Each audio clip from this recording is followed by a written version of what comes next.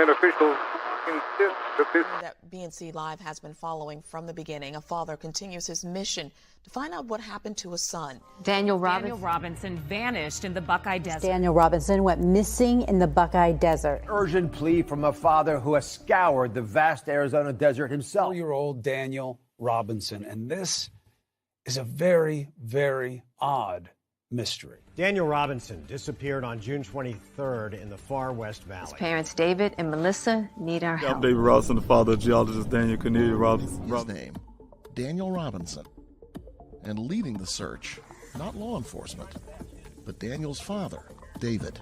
God knows how much we can bear, you know, and at times I feel like I can't really take but so much more. Where is Daniel Robinson? And, identify they were human leg bones. But you know what, it's still urgent to me as a father because, you know, we found human remains out here. David Robinson had only one thought on his mind as he drove the nearly 1,800 miles from his South Carolina home to Phoenix. I had to find my son. I also want to thank the volunteers that come out here every weekend, volunteering their time. And, you know, without these special people behind me, I wouldn't have a search.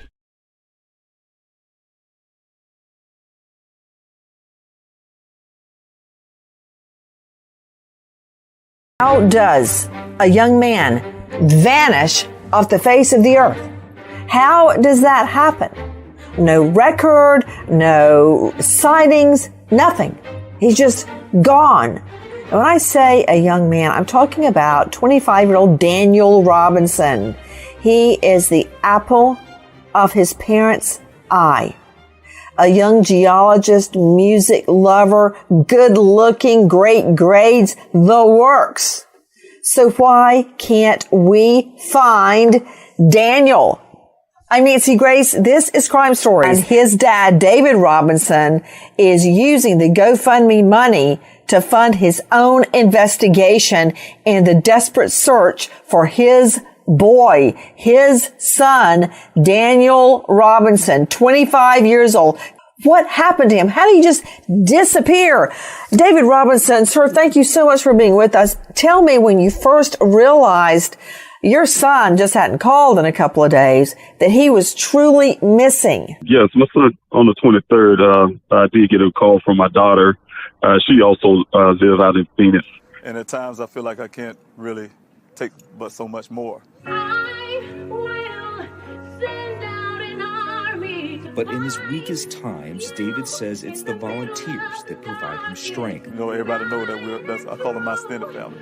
And so this visual is the same thing. We all here have one common goal, and that's to find Daniel and also to bring light what happened to other families. As the Robinsons' extended family light candles tonight, their collective light shines towards that day when their question is answered and Daniel comes home.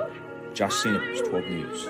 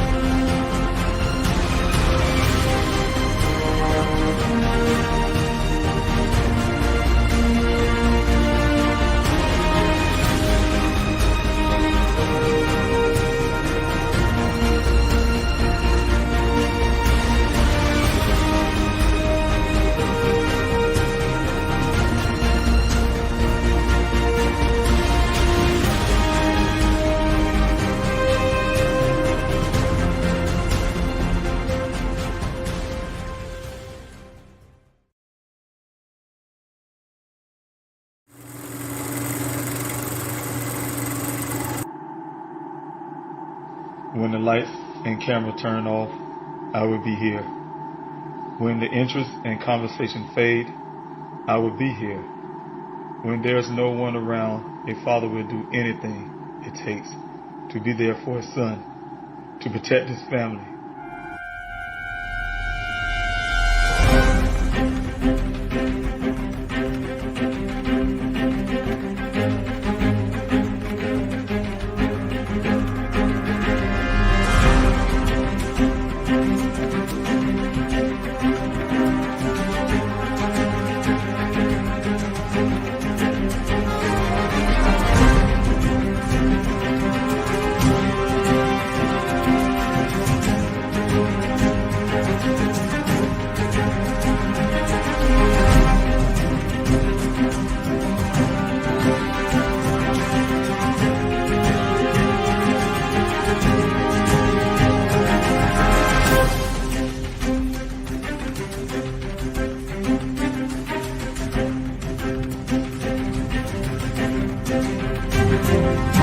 Daniel Robinson went missing 4 months ago. This is the last photo his family has of him. He's a 24-year-old geologist, last seen leaving his job site in Buckeye, Arizona.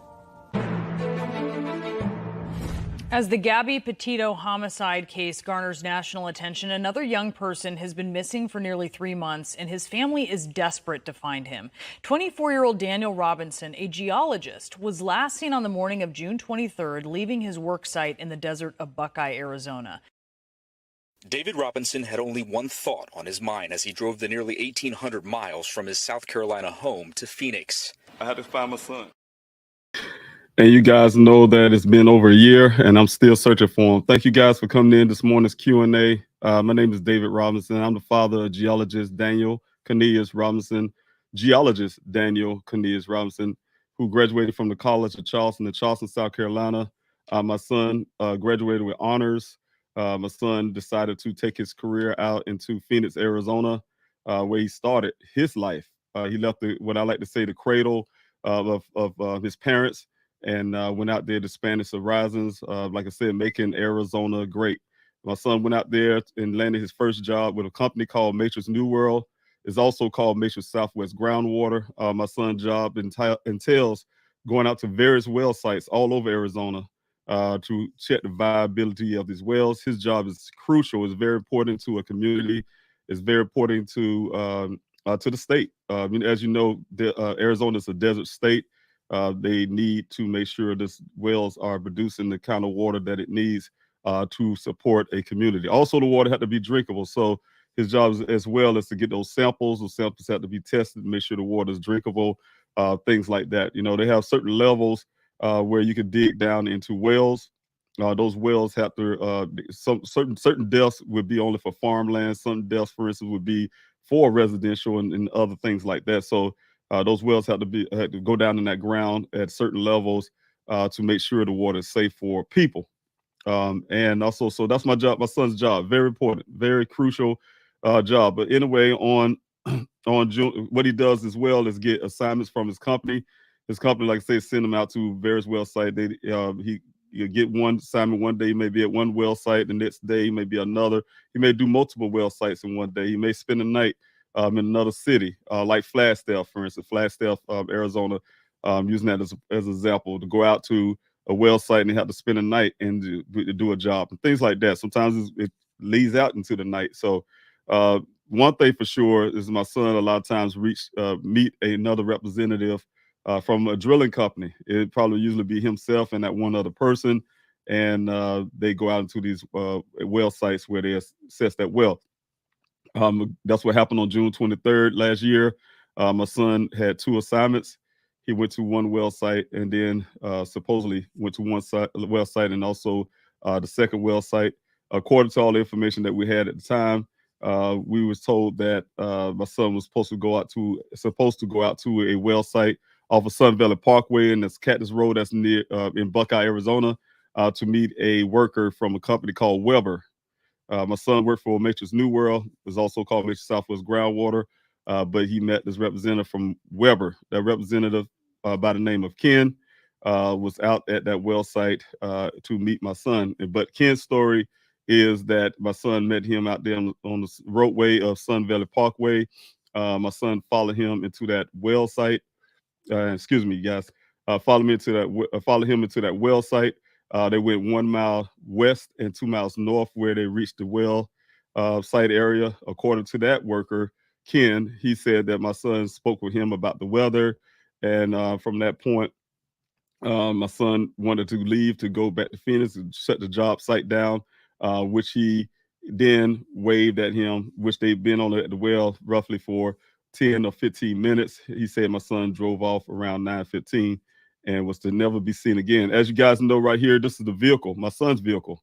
Unlike the picture that he sent to me that you guys have seen publicly, beautiful car, brand new car, for him. It's used car. It's a 2017, but it's flawless.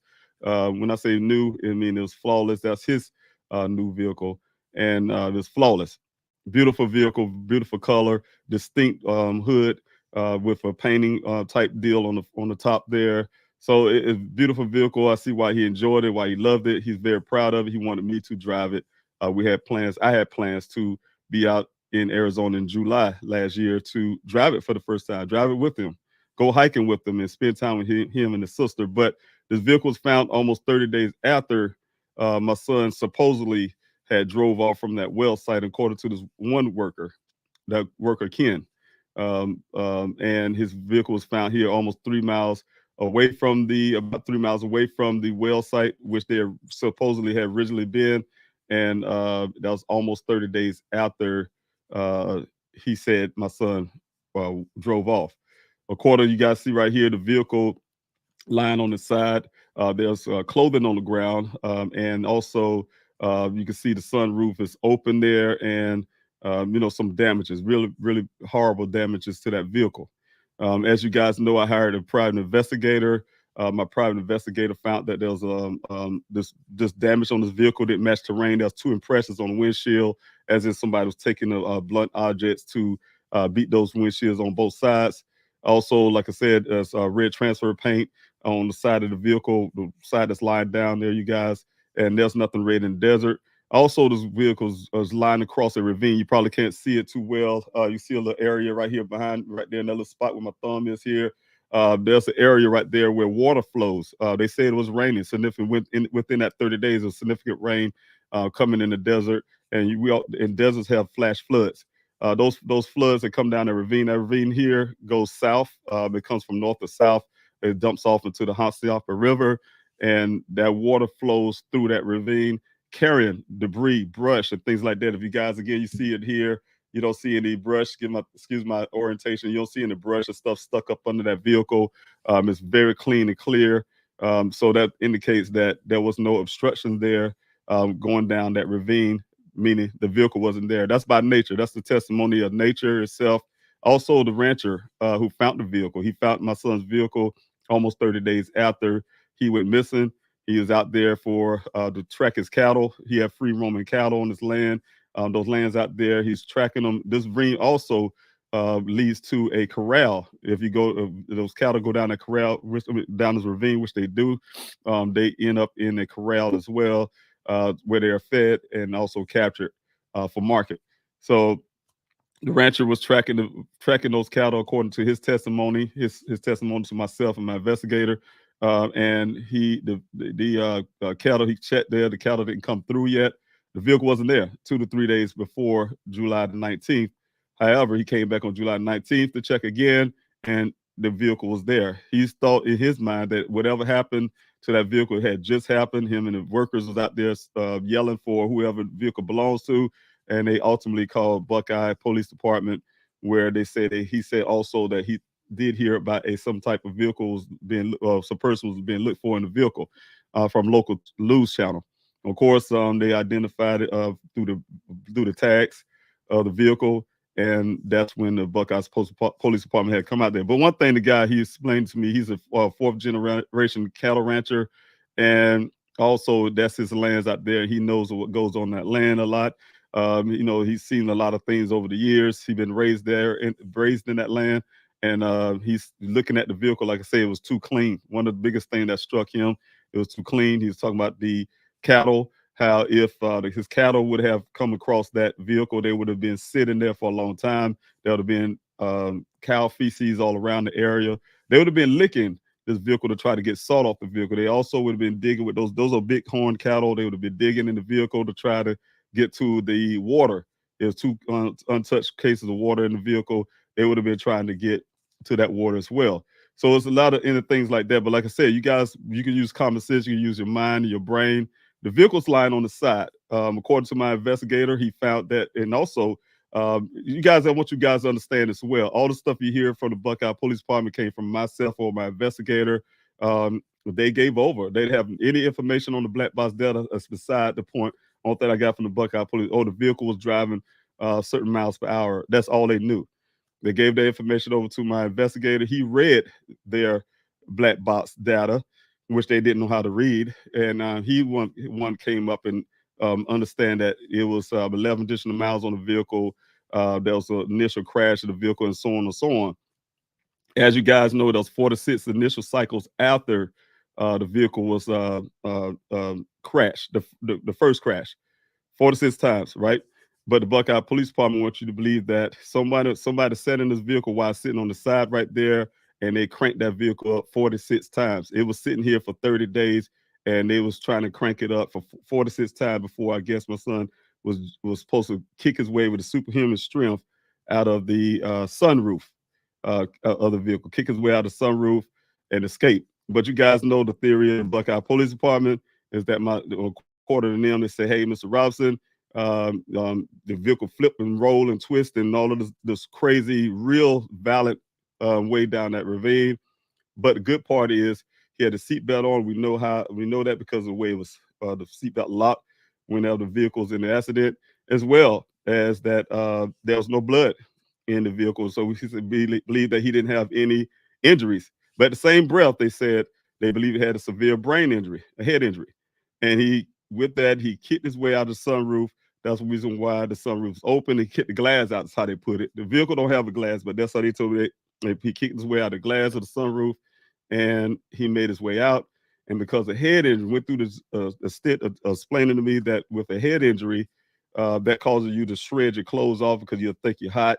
That's what happens when you have head injuries. You'll think you're hot. And he said he believed that Daniel took his clothes off and wandered off somewhere to hide under a tree to cool off, where he succumbed to his injuries or been taken by wild animals. He later described to me that maybe Daniel just wanted to be away from his family and join a monastery to become a monk. So those are the theories of the Buckeye Police Department. It doesn't make sense, you guys. It doesn't make sense. You guys can just look at it with your own natural eye. Believe your eyes. Believe your eyes.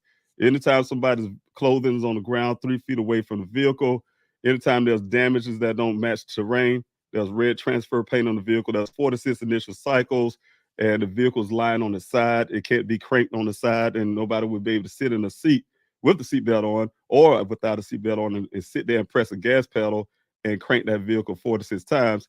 Also, with the head injury, he should have been classified, they believe, that as an endangered person. But at the same time, I can tell you guys from a head injury myself, a person, I've received a head injury in Afghanistan from ID blast, and I have never had a desire to take my clothing off and put them in a pile and wander off butt naked. So I can tell you from my experience that is impossible and it's not making sense to me. So you guys, I can tell you also that my investigator also found out the vehicle was crashed around 4 hours after around 1 o'clock. My son, according to that worker, said he left that well site at 9:15. The crash happened around 1 o'clock p.m. We do know that on the day that Daniel went missing. But wherever that vehicle was for 30 days, it was not here. Of course, you guys, under my investigation, also my PI, we also have indications that there were movement at my son's apartment. You guys know my son is a resident of Tempe, Arizona, and in Tempe is where his residence is. We don't know. We didn't know exactly if it was done.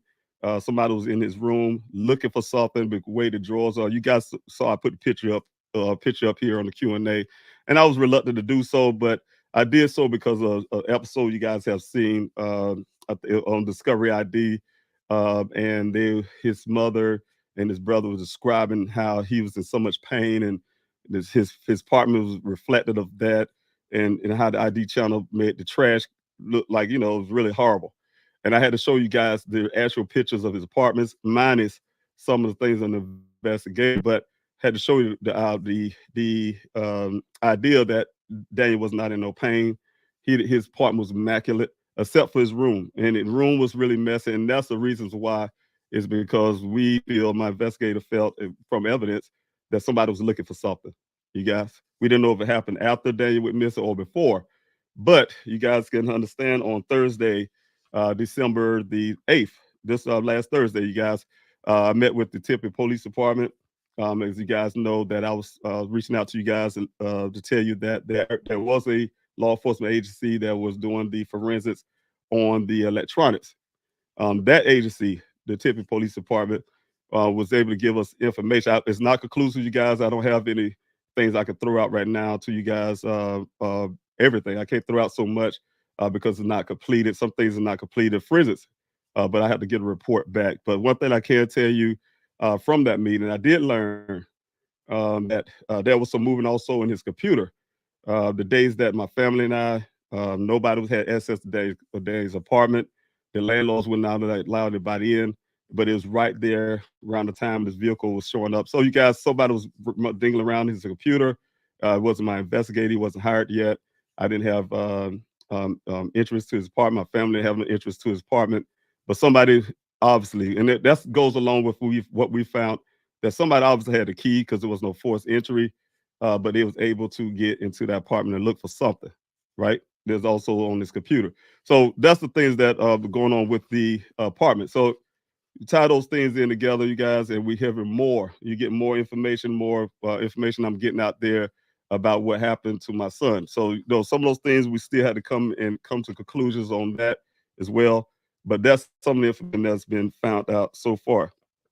And also, you guys, I want to tell you, I also had requested a meeting a few months ago with I did have four. You guys, I always had a meeting with Sheriff Azone of the Maricopa County Sheriff Office, as well as I had meetings with the mayor of Tempe, the police department and also a conjunction with the police department of Tempe, Arizona. As you guys know, I've been going to all of the city council meetings, from whether it's Buckeye, Phoenix, Tempe, et cetera. I've been going to those meetings as well. But those meetings with Sheriff Azone as well, I told you guys before, I was really impressed with the way he was answering to listening, him and his staff, his assistant, taking questions. And at the end, he even, almost like taking a badge off and say he gave his condolences to my family. I was really happy about that. But like I told you guys, I don't stop there. Just because the person's nice, I really think a lot about them at the moment. And that don't mean I'm going to stop and just let things lie down and don't go search for my son. If the department's not doing what they need to do, then I'm going to push for that as well. It's not reflective of how I feel about a person. It's reflective that my son is missing. I'm going to fight for him. So you guys know I had that meeting. I also had a meeting with Tippy, but those two agencies needed to work together.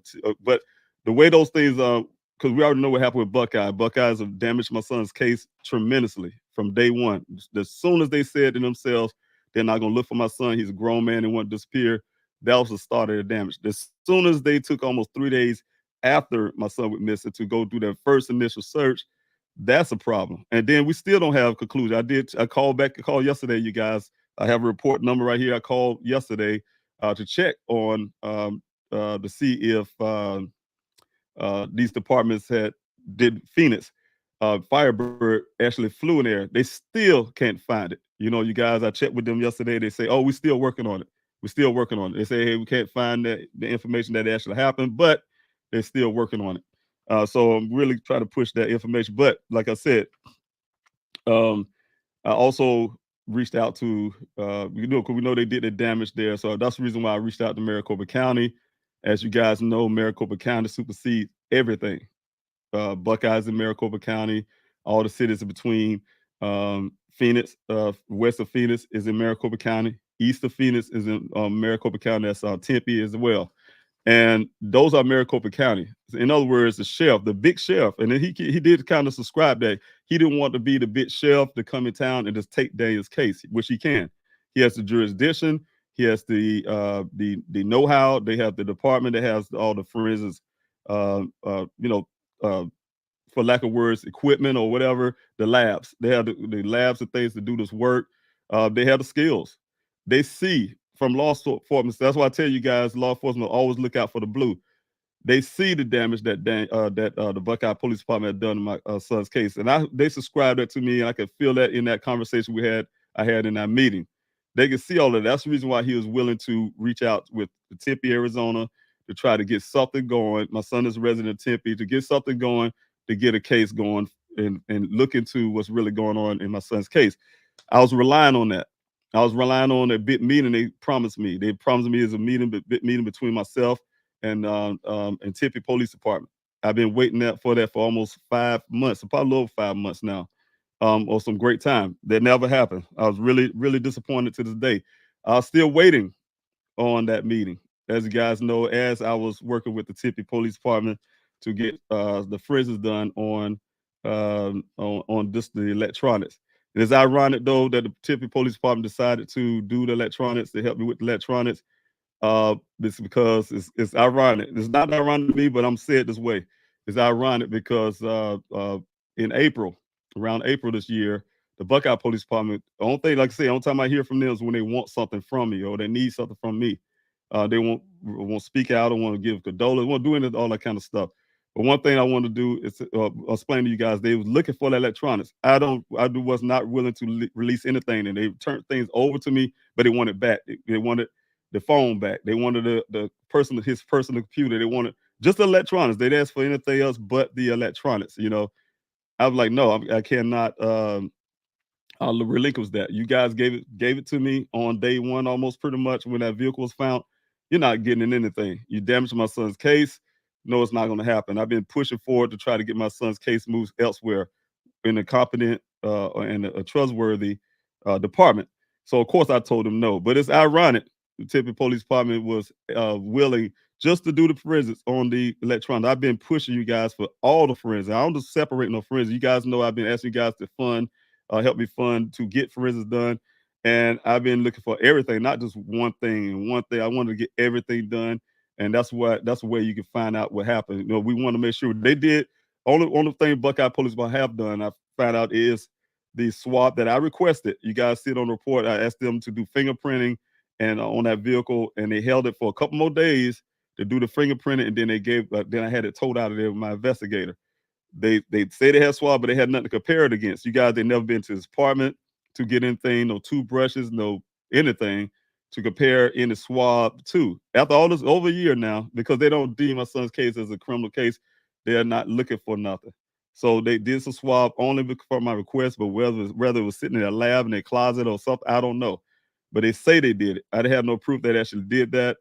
But that's what they say they did. The Buckeye Police Department, they say they went ahead and did the fingerprinting for them. But it don't just stop there, you guys. There's a red transfer paint and all this other stuff, the clothing, all that stuff had to be forensically tested. It's not just a swab on a steering wheel and a shifter to say, oh, we ought to see that he's driving. What about the passenger seat? What about the passenger door handle? What about, those things need to be tested, right? So, of course, the airbags need to be tested. They haven't done that. So, that's the kind of things that need to be done. That's the damage. That's the damage I've done. So, of course, I was not letting that department have anything from me. But it's ironic. The way I take it, you guys, and it was very offensive to me when I first heard it from Tempe, is that I felt that they didn't talk to me. They didn't come to me after some months. I felt they said, hey, the black man, which is a black chief, assistant chief as well in Tempe, let's let the black person come to Mr. Robinson and see if we can get those information, get those forensics things from him. So I kind of feel kind of trapped with it. I'm not saying that's what happened, but that's where it seemed kind of ironic to me that all of a sudden they're just willing to do the forensics on the electronic, as the same things that Buckeye's been asking for. But they're willing to do it when I was asking them to do forensics. All of a sudden just want to do that and don't want to touch anything else. They just wanted what Buckeye wanted. Same thing, right? So that's the kind of stuff right there that I'm really saying that's all to me is like blue stuff. It's blue stuff, not the really interest of what I'm looking at, not in interest of the investigation that I've been doing from day one. I hired a private investigator who found a lot more information, who was very more knowledgeable than I am, and was able to get all the information when it comes to that vehicle. But there's some other things that I was able to get as well. I shared that with the sheriff's zone's office as well as the Tipline Police Department, of some things that would be a big conflict of interest. That's another reason why the Buckeye Police Department should be handled my son. I think I have a little lag in there. I'm looking at the screen on the YouTube side. I have a lag there, you guys. And if you see a lag, I apologize for that. I sometimes get a bad signal up here in a different area. But, you know, I'll keep pushing. I hope you guys can really follow me along. It's really bad quality picture I see there, but I'm trying to do my best here. But anyway, just wanted to say again, just putting a lot. You guys got to follow me, and I'm gonna get to the Q&A shortly. I just want to be able to put some things out as well. Lost track of where I'm at, but I can tell you that they did do the forensics on just the electronics, Tempe, and so for it now, I'm still pushing for Maricopa County. I also learned from valuable sources. Instead of Maricopa County coming to me and say, "Hey, I'm waiting on this meeting for months, waiting on this the sheriff to do his job," he's the sheriff. He's over Maricopa County to do his job and see the damage that this police department has been doing, and he's know my request to take on my son's case, and he didn't come to me as a man to say, "Hey, look, we're not going to do it." I just had to hear it through through true sources that he's not even going to take an interest at all. He don't want to put his hands on my son's things. Don't want to deal with my son's stuff. He's letting it go. That's a really heartbreak for me, as well as my efforts and my meetings with him, Sheriff's Zone. And that's a problem for me, you guys. A very big problem. I felt that, you know, like I told you, I have a big impression about a man. Man looking at each other eye, we say things, we should mean those things, right? I felt like I've given a promise.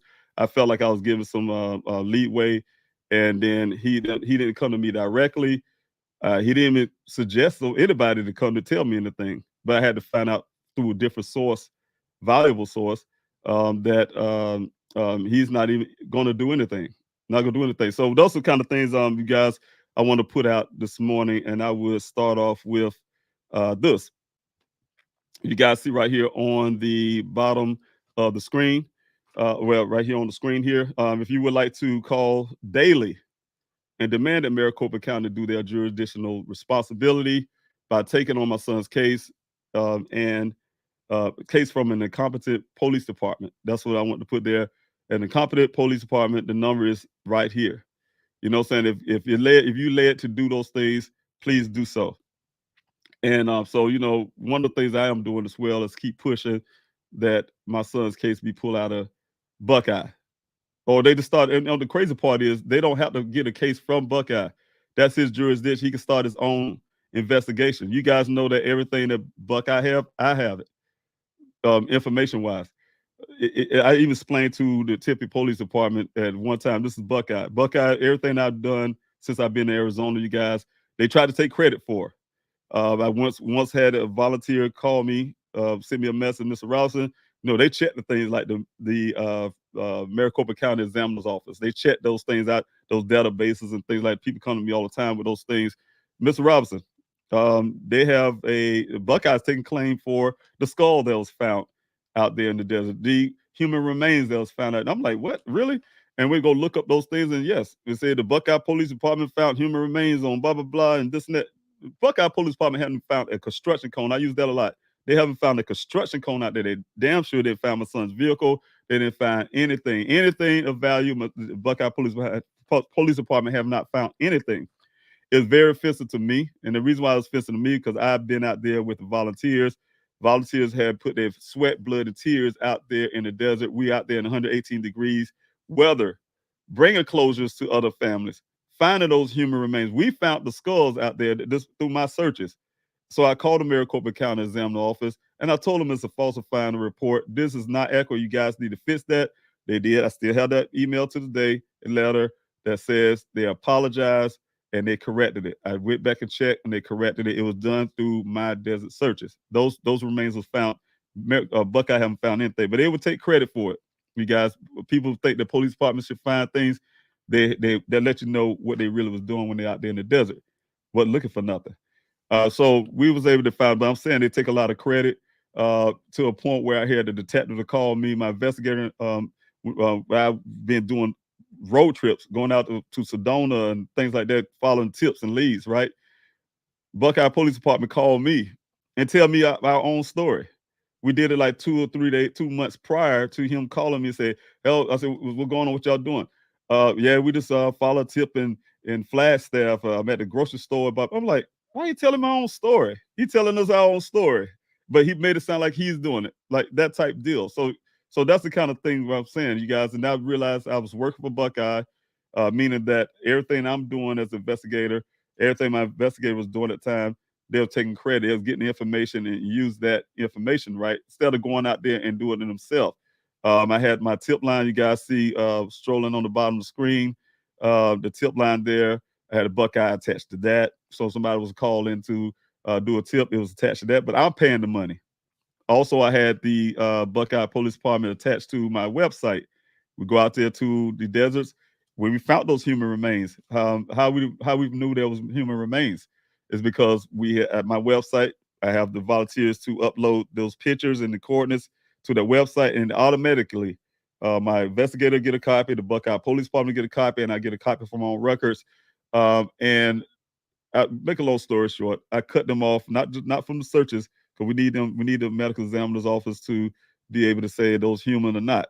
Even though they dumbed down all this and they tried to they dumbed it all down. They successfully, with you guys, publicly to try to dumb it down to 2 remains. Right? It was up to 6 or 7 human remains out there that we found, probably a little bit more. Because they call them all human remains until this thing went national. And when it went national, they started dumbing it down in the public. I let that slide. But like I said, they're working hard and stuff like that, but they try to take those credits. And I'm really offended by that. They're trying to take more credit to say, hey, I'm doing a job looking for Daniel, but really not. But make it look like they're looking really good that they are to the public. But in the meantime, while they're doing all this PR stuff and making themselves look good and doing this and all that, my son is missing. I don't care about the police department looking good. I don't care. I care about them doing their job. That's what they get paid for. They're public officials. Damn their feelings and everything else about them is about them doing their job. If somebody's somebody work at your job, you expect them to come in and do their job. They don't need to worry about what's going on at home. I don't care if your tire got flat on your other car at the house, or your sink is running at home. You know, of course, you'd be nice to let people go take care of business. But when you're at the job, you're there to do your job. It has nothing to do. I don't care that one of your friends lost their job and you want to go hold them and console them or something. That's not your job. Your job is when you're on the job is that you do your job, not the way you make you look good. I don't care if you don't want to wear this cow uniform at Chick-fil-A, but hey, if that's the job, you need to go out there in that corner and wear this cow uniform. That's your job. I don't care if you don't want to look like that. You just quit then. You're not don't need to be on the job. So I'm gonna put that on the screen, you guys. If you guys want to call daily, if you want to do that, that helps. That helps. You guys know that I'm going to the point. I put a poll up there, and I'm glad speaking about this. You guys have a poll here, and right now I have a 6% that says no, and I have 94% that says yes. Is it time for a protest? You guys know I have been trying to push protest. Well, I wasn't pushing protest. I had a lot of people pushing protests for my son months ago, last year, almost later part this time last year, and I've been refusing to do so. I've been refusing to do so because it wasn't time. It was time. I'm giving law enforcement a lot of leeway on this thing. It wasn't time. I need law enforcement just to do their job. I need law enforcement. I'm not anti-police or anything like anti them not doing anything and anti-corruption and everything else. But I was pushing away from protesting, pushing away from it. I had got some advisement from my attorney at the time as well. Push away from protesting. But now it's coming to a point, you guys. My son is not getting the justice that he deserves. Time after time after time again, I had to watch these other cases, and it's not related. And no, I really been not pushing also the race card. You guys, I have not been pushing that. So no, despite of what the Buckeye Police Department said, or according to TMP, they feeling some kind. Oh, he said we were racist. I never said they was racist. I don't even know where they even get that from. You guys haven't seen me on the Q&A saying that. You haven't seen me in public saying anybody was racist. I've been avoiding those things, but you know the obvious is there a lot of times. I just look at the attention that Daniel has been getting from day one. I had to work hard for that. It wasn't because national attention didn't come because they gave it to me. I had to work hard for my son. I had to work hard to get his name out there. I had to work hard with these flyers. I had to ask y'all for so much money to get things done, and it's been done, right? And not from the police departments. It's not from their efforts of really trying to. They're doing everything they can, and it's going very slow. Some people say, "Why is it go slow?" I'm just one guy. Can you imagine? There's a young man. Sad to say, they did get justice finally for Jesse. I can't think of his name right now. You guys know exactly who I'm talking about. Little boy who's been missing, and from his adoptive parents, and they just now getting the Buckeye Police Department just now getting an arrest on that. You know how many years ago, how much time has gone from that case, and they're just now getting somebody arrested. Sometimes cases do take a while, but sometimes the police department drag their feet on things, and it don't make sense for it to take that long. And they have a whole staff, they have a whole department that working on things. I have just me. I have an investigator I hired at the time that's not working for me anymore. I had you guys in the public sphere. You know what I'm saying? So I don't have that professional building or to go to, or those labs, or the law itself behind me. But I got more accomplished than law enforcement, right? So that's the thing. That's the thing, you guys. So what I'm saying is I see the protesting for me is justice. It's justice for my son. I watch these cases like Dilla Rounds, similar cases to my son, FBI in there, no problem. My son's vehicle on federal land. I don't care what some people put out there in the public. I have been out there on the ground myself, and I have the map from BLM. Federal land. No FBI came in.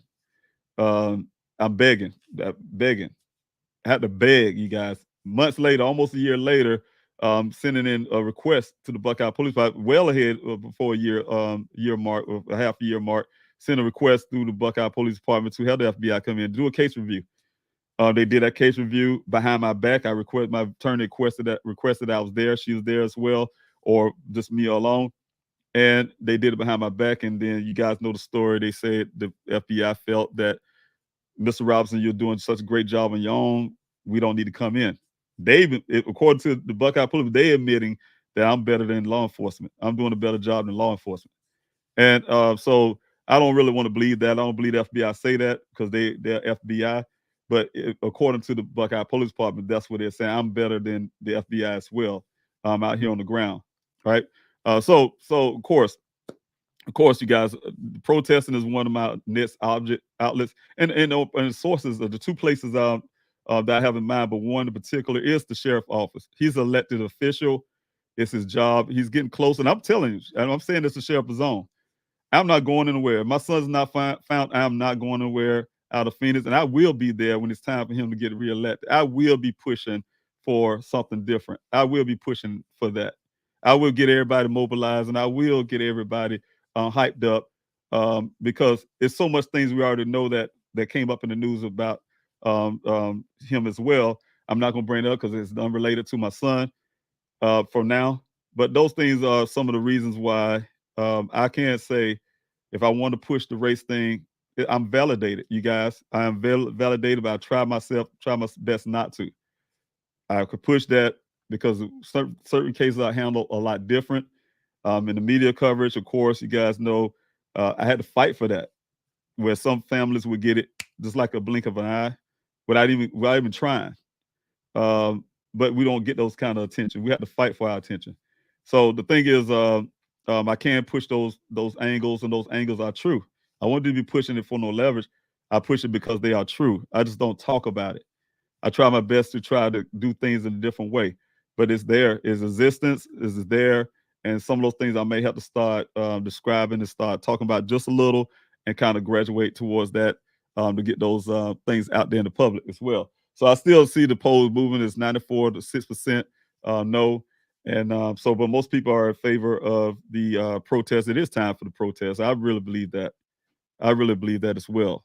And but to the angles of doing that, you guys know I have the searcher that I put here on the bottom of the screen again. I'll put that up here for you guys to see. I have the public search for Daniel is scheduled. You guys probably see the little description. I was rushing and I put 2022, but it's 2023. And a public search for Daniel is scheduled for this coming February. And the reason I put you out for February because I have you guys. I wish I had the pictures. I meant to ask my team for some pictures that we had out there last Saturday. I was out there in the desert doing some forensic stuff out there in the desert. And when we went out there, I mean, that place changed, you guys. That community is finally starting to get up there. They flattened everything out. These big machine, heavy equipment. They got all this irrigation lines going across the desert. I mean, it's crazy. We had to navigate our way to these well sites, and I couldn't. It was impassable to get to the crash site. So what's happening now is that I'm really working hard behind the scenes to get. First of all, I'm gonna get permission from those landowners if I can't go a different route to get to this crash site. I'm able to get to the well site for now. I'm sure things might even with that may change. But I definitely want to get those permissions from those owners, just in case. But also I have to make frequent trips out there to look for those routes and the logistics and the recon. And so it's going to take some time to make sure that the search can happen because there's an area, you guys know, if you look at the sector map on pleasehelpfinddaniel.com, there's areas that have to be searched. If somebody moved his vehicle into this desert, God forbid, if something happened to my son and they moved him out into that desert, we had to find him. I've seen what the desert done to human remains to people, and we found them. I've seen how to get scattered. We don't find a whole skeletal remain, for instance. I hate to put that out there like that, but it's true. That's why I say, we give the family a form of closure. We don't give them total closure, but we give them a form of closure. It's some form of closure. Whether they look at it as total closure or not, we give them some form of closure. They know where their loved one is located. I don't want that for my son. It's been over a year, and I'm really desperate in my mind. I never wanted to stop until I get all those things completed. But at the time, funding didn't run the way I needed to run. I have so many things. You guys, some people say, "Why I take this much and you have to do for a desert search?" But I'm doing more than just a desert search. I was doing more than just the desert search. I had to remain in Arizona. I had to do the flyer distributions. I had to go travel. I had to do all. There's so many things at one time, you guys, and get equipment. You name it. And so, of course, yeah, it's going to take funding for all of that running together. This is an effort that I don't know many families done before. I know I'm doing. I'm not a professional. I'm a novice at this, but I'm trying my best. I don't know how many families out there right now doing the same thing I'm doing, have their own search parties going on, had their own covering 1,000 and over 35,000 acres of land. I'm making the numbers off right now, and over 45 weeks of searches. Who any families have done that? I don't know, and I'm not saying no families have, but that's some things that I've been doing. Who's been getting this flyer, just getting flyers all over this country, going out to events and doing these interviews and things like that over and over and over again, looking for their loved ones. I have been doing that from day one, and I've been fighting for over a year doing that, you guys. I don't know if other families doing it. I'm sure they probably are. I'm assuming. I haven't seen it, but I'm assuming. I met a couple of families that have been out there searching for their loved ones on the media. I don't know if the efforts is in the desert. Everybody's situation is different. They go missing in different ways. But what I'm saying is, I don't know how they're functioning, or they have this big Q&As, or they have things going on to try to find their loved ones, keep the interest of the public. I don't know. But I just know what I'm doing. I'm really working hard and trying to locate my son. So, again, the poll is at 92%. You guys, I'm going to end this poll shortly, and I'm going to go to what I have on if y'all guys on the YouTube, if you're not on YouTube, you probably know what I'm talking about. It's a poll. If you guys come to the YouTube side, I have a poll sitting up there. I wish I can share that poll on the screen. Let's see if there's a way that I can share that. But I'm at 92% saying yes, we should protest. 8%. I think it went down lower. 8% says no. So I'm gonna go with that poll, 92 to 8. That's giving me back up to 100%. And I'm in this poll now, but again, thank you guys for taking that poll. And I think the poll just came out into the chats. Let's see. I believe it came out in the chats. Let's see if I can get that. And let's see. It is time for protest, 98%. Yes, we got it there on the chat, so I will be putting that up on the screen, and you guys can follow that. Let's see if I can get it up real quick. And I will be coming back to you guys, your comments and things like that. But I definitely want to go down and go through some stuff right now real quick. Okay, no, I won't be able to put it in the chats right now, just quickly. But also, I have a Q&A question there on, if you guys come to YouTube, you probably have a different experience when it comes to this. But I had a Q&A. It says, your ideas and your opinions. How do you think that I can mobilize the public? A call to action. Calls to do calls, letters, etc. And, I began asking you guys to help me out doing the Q&A. You guys have been doing that. Those of you who have been coming to this Q&A, who have been supporting everything I've been doing, have doing things like that, right? Been making these phone calls, trying to do everything you can. I don't think your stuff don't go unnoticed. I just have so much people, influx people talking to me. Sometimes I don't get to say thank you, but I'm telling you on this Q&A, thank you. Like Aaron Chase, for instance, one of them, been doing some things, all these phone calls in the background, doing these things for me and on my behalf. And I don't get to say thank you to her at all times, but I really appreciate everybody who's been doing things like that. If you guys make these phone calls, you see it right here on the screen, on the bottom of the screen or whatever. Oh, well, let me put that back up again. Let's see here. Put this back up here again.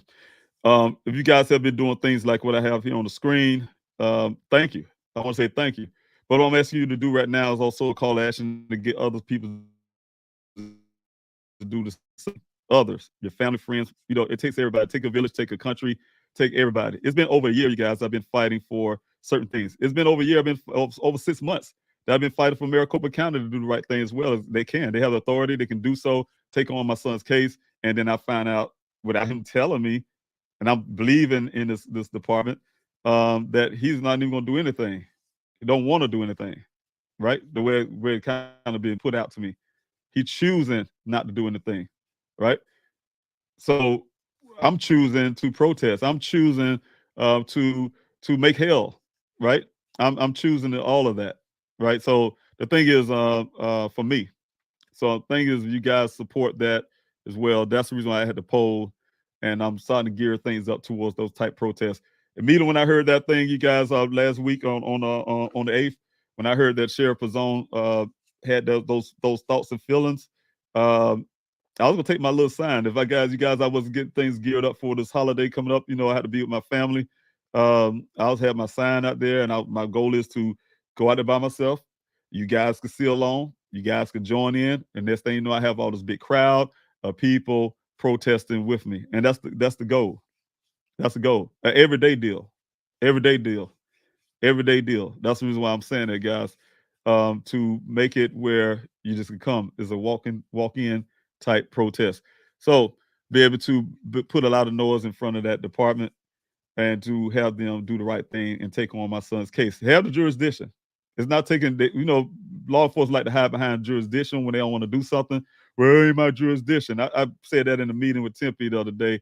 If that was a police cruiser, they cannot tell me they would have give a damn about some jurisdiction. They would have went up in there and tried to help that department find this officer. Forget, they come from all over the country. Forget jurisdiction. They'd have been out there looking for that joker. You guys know how that would have been. They have a cop killer out there somewhere, shot a cop somewhere in some other state. You guys hear time and time again where these officers come in. They even come to the funeral, lining down the street from other states and stuff, right? I want them to, the way they care about the blue, I want them to care about my son the same way. And that's what I'm saying. That's justice. The same thing. That's justice. Without that, there's no justice. And when there's no justice, there shouldn't be no peace. And I'm going to make sure that I have no peace. So you guys, and that's the thing. That's the thing we have to really fight for. So, all right. Also, I want to say, to go down on my list, I have a list here, you guys, and I want to acknowledge everybody who's coming to this Q&A. Okay, Maricopa County jurisdiction, Tempe, I got that part. Cover, you guys. I've been writing some little notes so I can try to remember some of the things that I guys wanted to bring up with you guys to try to help me. All right. But I call it a schedule. I'm scheduling a lingering protest. Lingering protest for me is it's gonna be the first of the year. Lingering protest is an everyday thing. Lingering protest means I'm there every day. You guys can come whenever you can, right? I'm not gonna give specific length of time of this lingering protest, but it's gonna be a protest, everyday protest, right? And I want to invite anybody, no matter where you're at in this country, where you're at, period. If you want to come out to the protest when I announce this thing, I would like for you guys to come out. Bring your signs, bring whatever, bring your children, your family, blah, blah, blah. And we're going to get some movement on my son's case. I really need those movements. I need more movements. I have some movements. I got some stuff back from forensics wise on his electronics. I'm still paying for storage for my son's vehicle, storage for all the clothing items. I should not have to have those items. And I know they are evidence. Those should be in the police evidence locker a long time. All that stuff should have been the police evidence. Should have been the Buckeye Police Department's evidence locker. That's what I'm telling you guys. They do not see Daniel's case as criminal. They look at this and they saying this. They sticking to their story. The Buckeye Police sticking to it. They refuse. They doing. I think they're out there right now. My opinion, looking for ways to say their story is correct. Right? To try to dumb it down. Just like they dumbed down the amount of human remains we found out there. It's not interested in finding Daniel. It's interested in trying to stick to their story. They made a mistake. They messed up, and they're trying to do everything they can to make their story true. It's not true. You can't make falsehood out of truth. You can't make truth out of falsehood, and that's what I feel they're doing. All right. But the lingering protest is very important to me because there was no justice, there would be no peace, and I want to make sure that I get the justice for my son. My next move is justice, whether it's through litigations, through whatever the case may be. I'm going for all of it, and that's no justice, no peace for that. If you would like to call, like I said, your concern and mimic my efforts and what I'm doing, you guys, like I have on the screen here, you can use that number 602-876-1000, and that would take you right here to the Maricopa County, right? Also, you guys, I have been pushing for Tempe as well, but I'm looking for you guys to go to an authority that definitely have jurisdiction over my son. My son was missing in Maricopa County. He lived in Maricopa County. Maricopa County is the sheriff's office. They can't open their own investigation. Independent, I don't want them saying, oh, they want to work with Buckeye. No, they need to open their own investigation into my son's disappearance. I want to see them put things on paper, black and white. So when I do get things back and I go even farther, to make sure they did the right thing as well. It's called oversight. So I want to make sure that things done right. Complete a public search. Also is what I'm planning to do. I am going to complete that in February, you guys. I already have that scheduled out, working towards that. What I want to do is have the forensic scientists out there again and on the scene. Also, I am inviting law enforcement out in the search as well as you guys, as a public search. As well as the communities. I'm reaching out to the Black communities, the churches, to you name it. I want the search because I realize what I need, you guys, to have an area out there in the desert that have to be covered. It have to be covered. And I need line searches. I need line searches out there. With line searches, I need people. So I want to make sure logistics is right. I want to make sure the funding is right. I want to make sure the safety is right. I want to make sure the path is right. I want to have the permissions and this and that. So that's the reason why it's been pushed out to February. But I'll be working hard, you guys, over the holidays to make sure that those things happen. So I want to complete that. But as that note for the forensics, I just cannot, the note that I did get from the electronics, I just cannot share those details of the findings yet at this moment until that report is completed by that department who done the forensics. And I want to make sure that report and I get that paper in my hand with everything. I want to be able to share some of the things that was found, or lack of things that was found. I can't say that, because of this, though, because of that whole action. I'm telling you, it's hard work, you guys, but it actually happened. I was able to get the forensics done with law enforcement on just the electronics. But because of that, I do have to pique the interest of the FBI. So hopefully they will be contacting me really soon. And for what I'm hearing from, again, from a valid source, that, hopefully that's rings true. I'm not getting excited about it. You guys saw me do this before. I put in on my family press conference, and then y'all saw what happened. The Buckeye police said I'm doing such a great job on. They don't need to come in. So I'm going to wait. I'm going to wait and see when that phone call ring, when they actually have some feedback to talk to me or whatever, and get into my son's case, the FBI that is. Then I would share that with you guys if I can. So that type deal. All right. So that's the thing I have right now, and I'm just gonna leave that there. I know I've been talking for over an hour now. So I want to go into this point. Going to this point. Let me see here. Yes. Going to this point here, you guys, I want to say, first of all, thank you guys for always constantly showing your love, always constantly coming into the Q&A to be a part of this Q&A. I call it the Q&A family. I have my desert family when I was out there in the searches. They're still my family, my extended family. Y'all, my extended family here on the Q&A, supporting this channel. Got this channel up to 2.17 thousand subscribers. I'm looking for more. You guys have friends, family, your first time here, please hit a like, share, subscribe button. That will help the algorithms grow this channel. That's the name of this game. Grow the YouTube channel. Grow the outreach. Grow the social media platforms to get the story out farther. This is not an entertainment channel. It's not some place to make money. It's to get my son's story out there and to help other families as well along the way who want to be on the Q&A. If you're a family listening right now and you have a missing loved one, and you want to be a part of this Q&A and get some information out to the 2.17 thousand subscribers, by all means, please do so. Reach out to me and my team at Please Help Find Daniel. Put that on the bottom of the screen as well. Please help find Daniel at yahoo.com. You can contact me with the information on the bottom. You contact my team as well on the email. And we can get those, get you on get you on the YouTube on this Q&A. Also, if you have flyers you want to receive, because I'm getting those flyers, still doing the flyers, you guys. You can go to Please Help Find Daniel at yahoo.com and request those flyers. Give us your information. We can get those flyers out to you. Or you go to pleasehelpfinddaniel.com, and that's a PDF there. You can get those flyers out for yourself as well. So again, I just want to say thank you all for being here, Valerie. Thanks so much for being here on this morning, as well as Pembry. Thank you for thinking about Daniel. Thank you for being here on the YouTube side, as well as Karen Lee. Thank you for your love and strength. I really appreciate that. Thank you so much. Also, thank you, Ruthie Player. Thanks so much for the fast and prayer for Daniel. That will be coming up next week, you guys. And it's ironic that it's coming up before the Christmas break. And so, I will be doing that fast and prayer for Daniel. So thank you for the hashtag there, Ruthie, as well as thank you, Aussie, for being here and being a part of this Q&A. Thank you, Shauna. Thank you for all your hard work. Thank you for being a team board member and being a moderator and a friend. I really appreciate you so much for being here as well. T and Wildflower, thank you for your constant love for the channel and also being here in support. I really appreciate everything you have been doing and are doing. Also, thank you, Larnell.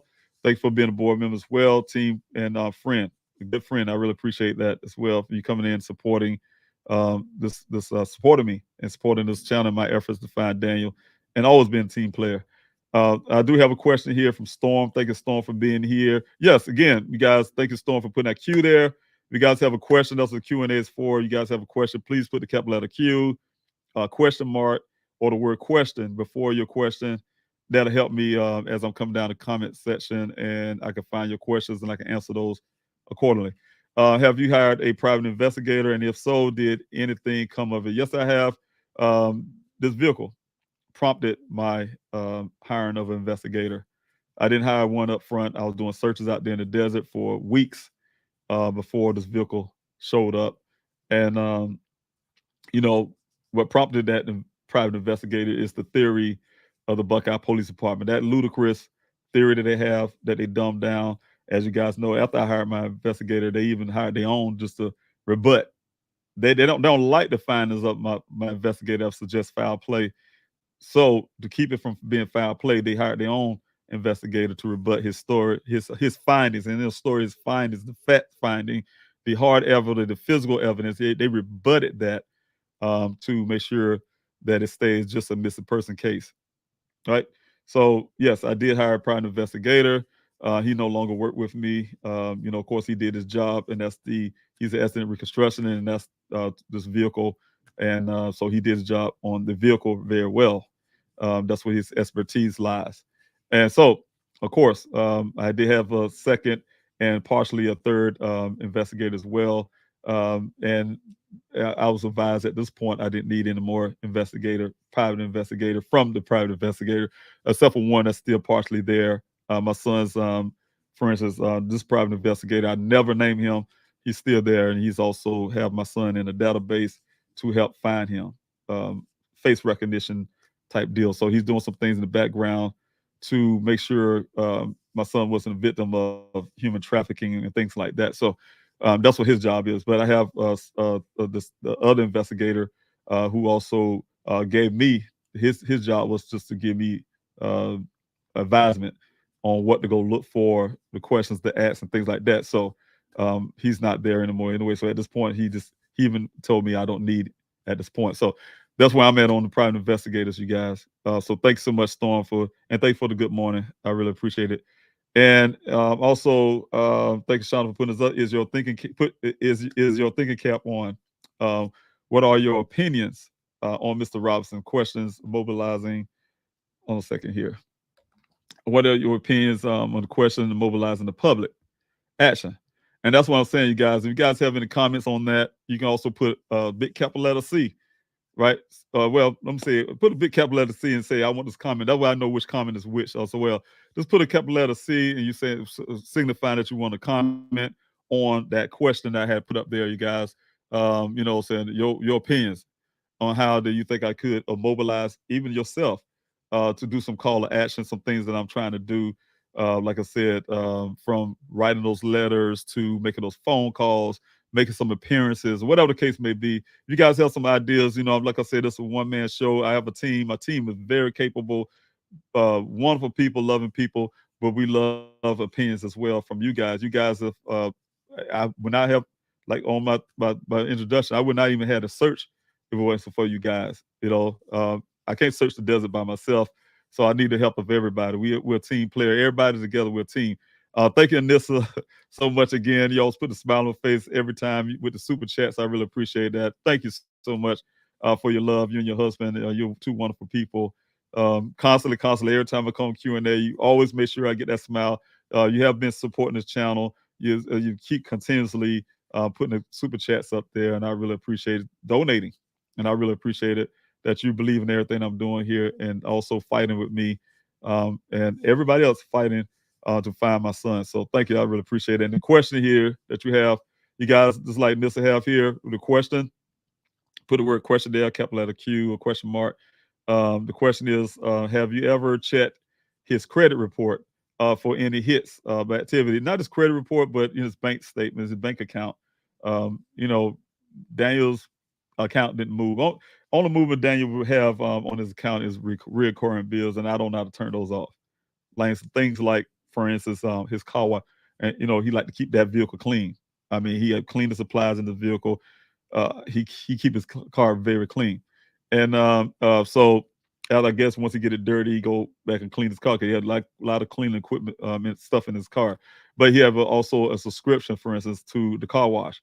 Things like that is constantly keep coming out, right? Those are things that haven't been stopped. But other than that, that's something that is recurring type bills. Other than that, nothing else goes on activity-wise in this account. But as a credit report, no, I haven't. I don't know a reason why, but I haven't looked into credit. But yeah, that's that's a good reason. When I think about it, you're right. One of the reasons is somebody could be utilizing his credit, right? So yeah, we need to be checking into that as well. So thank you for that. I'll keep that in mind as well. And I know my team here that they probably can help remind me, team, to look into that. So thank you, Nissa, for that thought. See, that's what I'm saying. There you go again, you guys.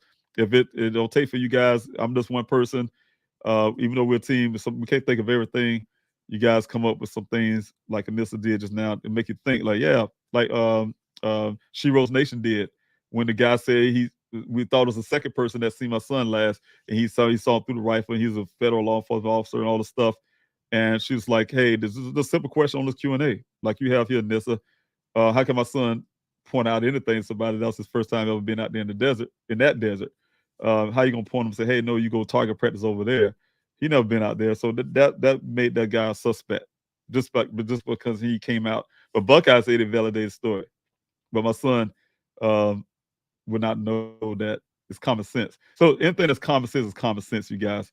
So yes, that's what I'm saying. That prompts this question. So thanks so much for that question, Nissa. All right, thank you also, Shauna, for putting that up. You guys, don't forget to like, share, and subscribe, especially if you're new to this channel. Don't forget to like, share, and subscribe to this channel. That help the algorithms get this channel out farther. Help the subscriber count to get up, and that with the channel, it causes the algorithms go to get this channel out farther, and it gave me opportunity to have things like the super chat. I didn't have the super chat when I first started this YouTube channel. There's some other things that come up with the community tabs and all that.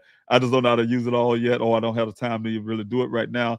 But the most important thing for me right now is what I'm doing, putting Daniel's story out there as much as possible. So when you guys like, share, and subscribe, that helped me get the story out really far. All right, so thank you, T and Wildflower, for your comment right there. It says, I think that it's time to take action on a public level. And I agree. Law enforcement is getting away with not investigating, and the public needs to know. They need to know about all the discrepancies and the red flags in this case, and they do. And I'm going to put all those red things together, like you said, discrepancies. It's many. And that's not just from the Buckeye Police Department. It's starting to become all of them. And the reason why it's starting to become that way, because like I said, the blue, look out for the blue. And then they'll sit there in your face and they'll give you the form. It's almost like I relate things to Christianity in a way because I grew up that way. Like the Bible say, they have a form of godliness but denying the power, meaning that they look like they are people of God, but they are not showing, putting that out there, right? So that same thing. They give me that form and make themselves look like they law enforcement. They give me that form as if they're really helping me, but really they're helping themselves, right? It's not really helping me to find Daniel. It's about giving me the feeling like they're helping me, but really they're looking out for themselves to try to beat down any potential that something may go wrong for them, right? So, but in the meantime, them doing that really is hurting. Is making the time linger longer. It's making it a year later that forensics is being done. Forensics is making it a year later that I got to fight harder to make Maricopa County do the right thing to take on a case that they can just take and create on their own. You get what I'm saying? That's what it's all about. Oh, I don't want to be the bitch sheriff, for instance, to take or open up a case and just take over and just push Buckeye aside, which he can do. I don't want to. His feelings, his thoughts on himself. I don't want to look like the bitch chef coming in. Who give a damn the way you look? Do your job. You see what's happening in my son's case. You see, like you said, people, law enforcement getting away with non-action. The Buckeye Police Department getting away with damaging my son's case. The Buckeye Police Department, and you the bitch sheriff in town who could do the right thing and mentally decided not to because it'll make you look like you the bitch sheriff coming in town and I'm worrying about my political career. That's what you're here for. If it causes your job and people don't want to vote for you no more, that's your job. That's your time to go. You're elected officials, your time to go. Your job is, your concern is to help the citizens. Don't look good. Oh, we hosting a basketball team in the community and we're doing some community outreach. I see these officers do that all the time. They're this other day, the Buckeye Police Department put up a big old thing about them. I mean, they said they went all out the way the way this thing was put out. They went all out the way to find some animal for I think for old lady. So I can't get the story right now. But it was something similar to that. Find an animal, you guys. They went all out the way for an animal. But my son been missing for over a year. He's a human being. He been missing on day one. They didn't go out the way. They said, we're not going to go out. He's a grown man. He can disappear if he want to. Took him 3 days. A human being, right? That's enough to make anybody mad. That's enough to make anybody protest if it's your child or your family member and somebody would treat an animal with more courtesy and more urgency than a human being.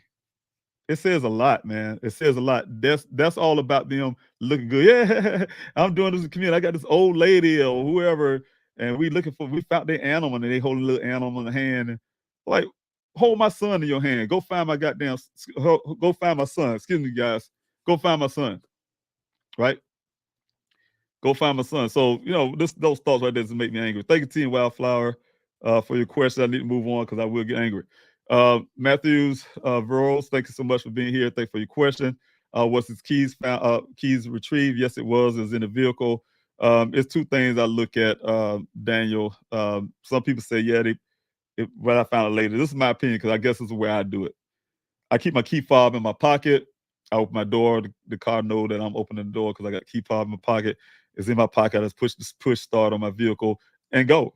Daniel's car is a push start as well. I would think that he was doing the same way. Some people say, yeah.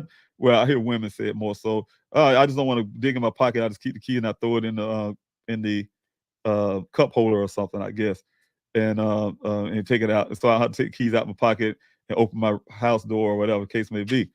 But being a guy, I'm thinking we use our pockets a lot. So I thought it was strange. They say they found my son's keys in the vehicle, right? Instead in his pants pocket outside. If that was his pants pocket out there outside the vehicle, why would he keep the key fob in his? He don't have many keys on the keychain. Why would he keep his key fob in the cup tray? I ain't say that's where it's found, but it's found in the vehicle. So it had to fly around some kind of way and end up in somewhere in the vehicle, right? In this crash. But why would they say why wouldn't it be in his pocket on his possession? That's what I'm saying. And just like they say his wallet was in his in the pants or whatever. So that's strange to me as well. Yeah, but it's found in the vehicle, Matthew. Those keys were found. All right. Also, let me see. Thank you, Eric, for being here. I really appreciate it. And let's see who else I got here. Rain. Thank you, Rain, for your question here. And thank you for coming out to this Q&A. Yo, guys, please don't forget to hit the like, share, subscribe button. Rain has questions. She had the question marks there, you guys. Question marks is good, as well as the big capital letter Q, the word question for your question. They help me find your questions as I'm coming down the comment section. Question. In the pictures at the gas station, did the clothing match what was found? That picture was so blurry, you guys. I'm telling you the ironicity to that. The Buckeye Plum is holding that picture at that picture now. They don't have no video. Picture, they say they don't have, now they all of a sudden don't have no video. First they say they have video, now they say they don't have no video. They just have pictures, right? And they sent those pictures to me. Very blurry. You can't even pull out of that Daniel vehicle. Now it's shaped just like Daniel vehicle. I would say it is Daniel vehicle. If I would look at it, I'll say, hey, yeah, it's a vehicle. But the thing is, the key to that is, whoever pulled out that pump that did that little small transaction of $3 or whatever it was at that gas pump, which is stupid. My son is driving an SUV. And one thing I need to look at as well is which side of the vehicle is my son's tank. If it's on the driver's side, then they was pumping something else. They wasn't pumping no gas in that vehicle, right? Because his tank, if his tank is on the side of the driver's door wasn't on against the tank. You get what I'm saying? It wasn't that side, it was facing the other direction. Now, the other problem is that it's so blurry, you guys. I will put those pictures up eventually. It's so blurry you would not make out anybody. You don't even know who's standing there at that pump or not. I can't even tell if a person really is standing there. You would never pull out anybody. It's nothing to say that it was Daniel or whoever, right? It was at that pump. But they're saying it's Daniel because it's a transaction with his card, right? They saying they standing by that. That's the Buckeye Police Department. But they're not standing by 2 days before the vehicle showed up in his ravine, right? It's ironic. I'm out there in the public by this time. My son was missing out there in this desert, and I'm out there in the desperately searching for my son with volunteers. Somebody, and this is how I'm looking at it, somebody who did something wrong, hear me on local news, and they heard me on local news, and they planted, like my investigator said, this vehicle was planted here. It was planted, right? Evidence, hard physical evidence. This is a planet thing. This is a stage event, right? And my investigator went out on public to do that. News Nation and everything. Stage event. But the Buckeye Police Department refusing. I told you guys I had a guy, I want to put his name out. He was on Buckeye's Facebook page. And he put the picture that his wife took of a vehicle sitting on the side of the road that fits Daniel's description. I'm going to tell you the ironicity to that. had the two impressions on the windshield. The damage that he says is similar. I have all the stuff, recorded stuff. Damage is similar to what we found about this vehicle. Now, not since it's been crashed down the ravine, but the two windshield things was the most, and the front end damage was the most impressive thing that he said that's really similar, right? Hindsight. At the time, I didn't know. That's something he was saying at the time. He took the picture, his wife took the picture of it, and then I asked for that picture. Of course, my family saw it first. They alerted me, David, you need to check that out. And I talked to this guy, inbox. He sent me the picture. It was blurry. It looked just like Dan's vehicle, like I would say at that gas pump. Blurry picture. Blurry, right? I was excited about it. Guys, I told you this before. I was in my hotel, and I called the Buckeye Police Department immediately. Hey, look, man, that's a guy. He found a vehicle. His wife took. Before I can finish my sentence, he cut me off. That's not your son's vehicle, Detective Biffin. I'm like, well, how you know that? He didn't know that, right? I said, you need to go out there and check. Make a long story, I had to convince him, hey, look, man, you need to go out there and see, just to make sure that's not my son's vehicle. And he finally agreed to send a crews out there, right? Police crews out there to check it out. Immediately, I got off the phone with him. I called my daughter up, tell him I'm coming to pick her up. I called the guy up, and I tell him, hey, we coming up there. He's going to give me directions how to get there. My daughter said she knew where this exit was because, she been already living in Arizona. And I was on the way to go pick her up. As soon as I was getting over there to get ready to come up, I already told the Buckeye Police Department to get ready to go up there to check it out as well. The guy called me back. Mr. Robinson, I went back out there to check on the vehicle. It's gone. I'm like, that's strange. I just talked to Buckeye, and they said they sent a cruiser. Yeah, I seen the police cruiser pass me, but the vehicle's gone. So I called the police department back immediately, asked them about that. To this day, they're not telling me where that vehicle went. Who told it away? I've been asking that forever. And they don't know. They don't know, right? It just disappeared. The vehicle disappeared, but I made it up there anyway. I still went up there to see on the scene. I had an off-duty police officer out there with me, black officer, a black young lady from South Carolina that happened to be a part of my search, and as well as my daughter on the ground, looking in that area, trying to find tracks, the police officers trying to do a job. That's when I first encountered the racism in Buckeye. Of course, the pickup truck full of white guys calling us the N-word in broad daylight type deal. Found out there was a sundown town and we need to get out of there. The thing is, beside the point, 2 days later, July the 19th, this vehicle showed up in the desert. That's ironicy. It's so many ironicies, quote, ironicies in this case. It's striking. The other ironicy to this case is right after this vehicle showed up like this in that ravine, 2 days after a sighting was done by a person who sworn that's the vehicle on the side of the road with a picture, is the rancher who found it, right? The rancher who found the vehicle on the 19th. 2 people showed up. I didn't cancel my search. I was really heartbroken, you guys. I was heartbroken because damn the vehicle. Excuse my spread. Forget the vehicle. They didn't find my son. I talked to the police department. They finally told me on the 20th. They didn't tell me on the 19th. The rancher said he was told, don't alert the family, don't alert the media, right? On the 19th. They sure enough didn't do it. The Buckeye Police Department, though I was out there for almost a month searching for my son, they did not alert me. They did not alert me till over 20 some hours later. All right, right? Called me that morning, over 24 hours later, and said that they found the car. And the reasoning why they didn't tell me, I was mad. I was like, why y'all tell me yesterday? Why they didn't call me? We didn't want to disturb your sleep, right? That's what they told me, right? So the whole problem is, I'm saying, you guys, if you look at this whole big picture, my search, I was heartbroken. I wanted my son back. I had a vehicle with no son, right? But I didn't stop my searches. That just made me look harder. I wanted to go find out where this was crash site. I talked to my search coordinator at the time. He's from Buckeye. He went through some streams or whatever and strains, and he said he knew the area. That's when I first found out about this quarry area. We was going to go get the volunteers down to do the search. Buckeye Police had never showed me the scene. They never showed my family the scene. And so we didn't know where it's at. Nobody's supposed to know where this crash site was located.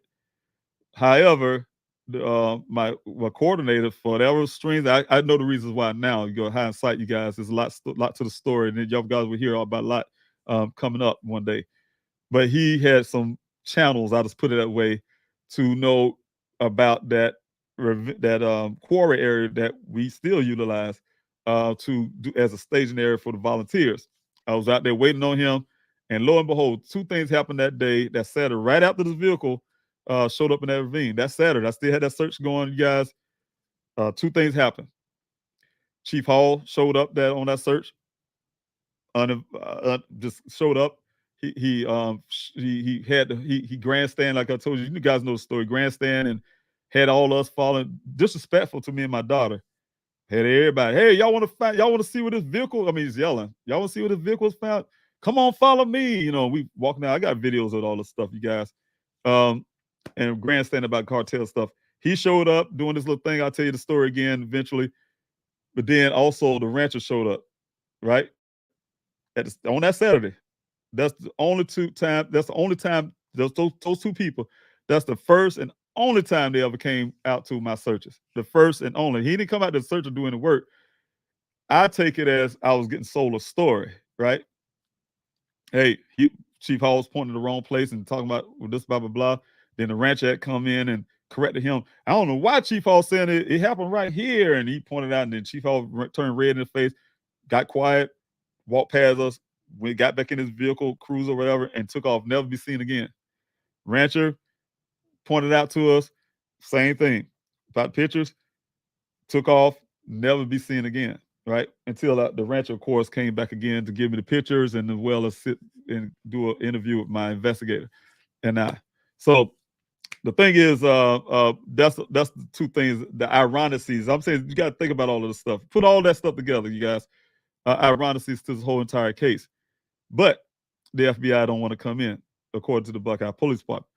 All right, but thank you, Lois. Thank you, Lois, for being here. I really appreciate it. Thanks so much. I really appreciate it for you coming out because you constantly being here. Also, I think I still have you as a moderator, so thank you so much for moderating as well. Thanks for getting those flyers out. You know, you're in the next state over from my home state, South Carolina. You're North Carolina. I really appreciate it. Thank you so much for your love. So thank you, D-Love, for being here as well, constantly being a part. JC Adams, thank you so much for being here as well.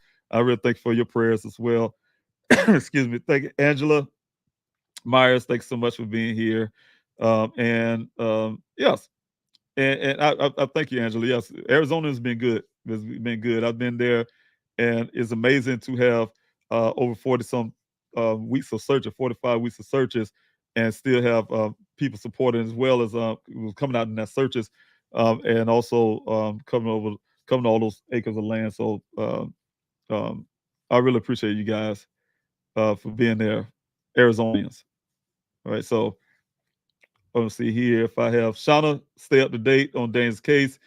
Please help find Daniel website. You guys can go to pleasehelpfinddaniel.com and you get a lot of information. I will be updating some things as well on that channel on that web page today to reflect the upcoming searches and some of the things that I would like to do. I want a video up there. I've been trying forever to try to get a video and so.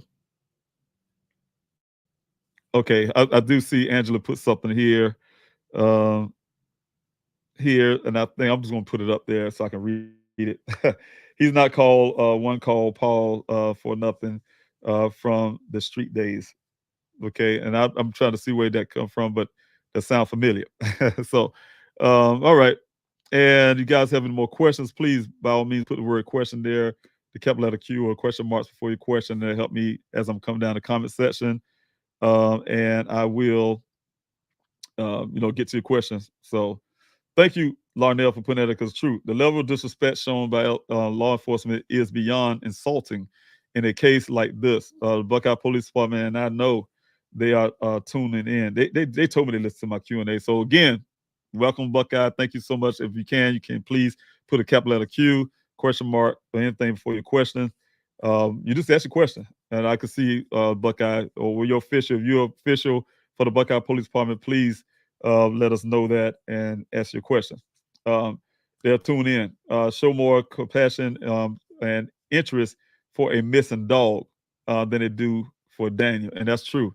And that's exactly. I wish I could put that information up there for everybody on this Q&A, and you guys would be shocked at the actions of the Buckeye Police Department when it comes to a dog and an animal versus a human being. And that's the kind of thing I'm talking about, you guys. If I wanted to really put the truth out, the way they handle not only just the fact that my son is a black male, but also he's a human. They treat humans that way no matter what color you are.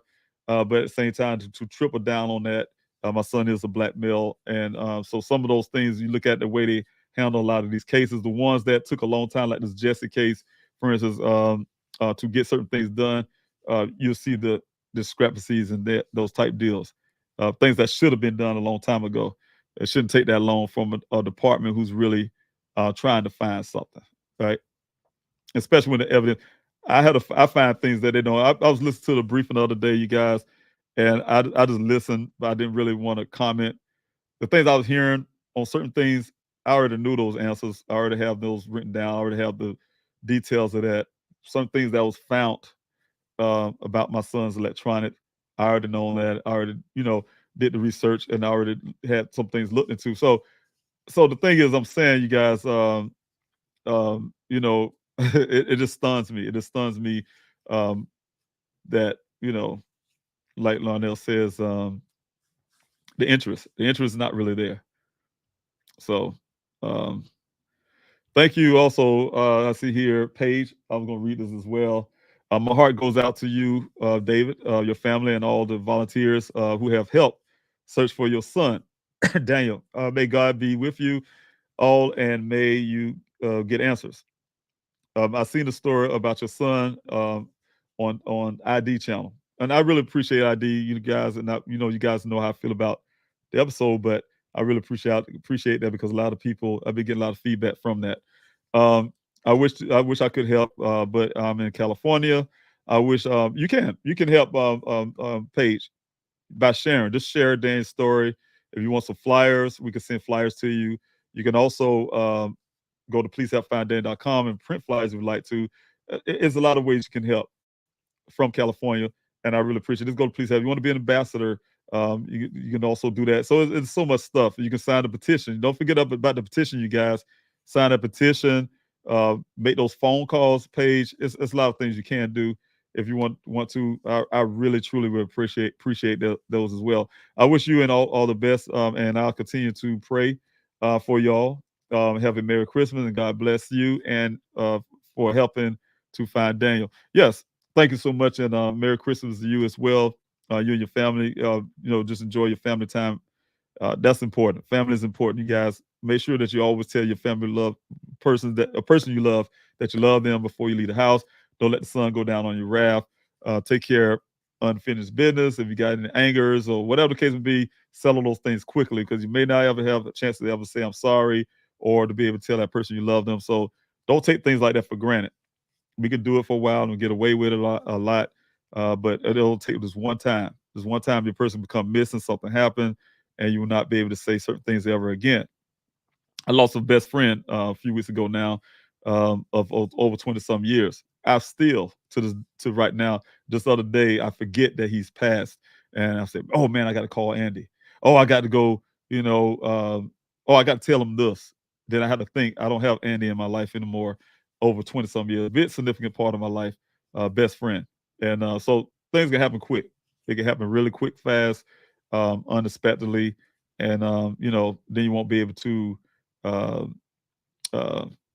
do anything. So just make sure you tell your loved ones that you love them. So thank you so much, Regina, for being here as well. I really appreciate you, and thank you for your support. I really appreciate that. Thanks so much, and everything else. All right. Also, let's see if anybody having more questions. I will be coming down really quickly here because I want to make sure I get everybody questions as I can. Pacific Breeze, and I will see some of your comments there as well. I want to say hello to you guys, but I definitely want to get these questions. Pacific Breeze, who last had in-person contact with Daniel before Ken? In-person contact, I would not know. He did go to a well site before, coming out to supposedly, I'm gonna say allegedly, because those facts have not been proven to me. But he allegedly went to the first well site before going to the second, where he met with Ken. I don't know who he came in contact with the first well site. I don't know who he came to contact at the gas station, supposedly at the gas station, which is unproven as well. or on the way from wherever, from his home. So I can tell you some things that suggest that from Daniel's phone, from my search, I can say some locational type stuff, but I don't know. Outside of that, I know the day before he spoke with his sister. I was on the phone. She had some concerns about the whole Waffle House thing, you guys know, as well as but that's the only time. I don't know anything else before that contact, before Ken. All right. So that's what I'm saying. That's one of the things that's unclear.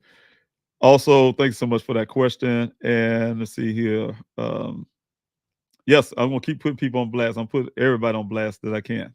Just gonna have to just be open with this. The part, if they don't play, they play right, then I have to go ahead and start exposing some things. All right, here we go. Shauna, thanks so much for doing those things in the chats. I see a lot of movement in there. Did you see something? You can say something. You guys, the people responsible are talking, and we need you to step up and say something.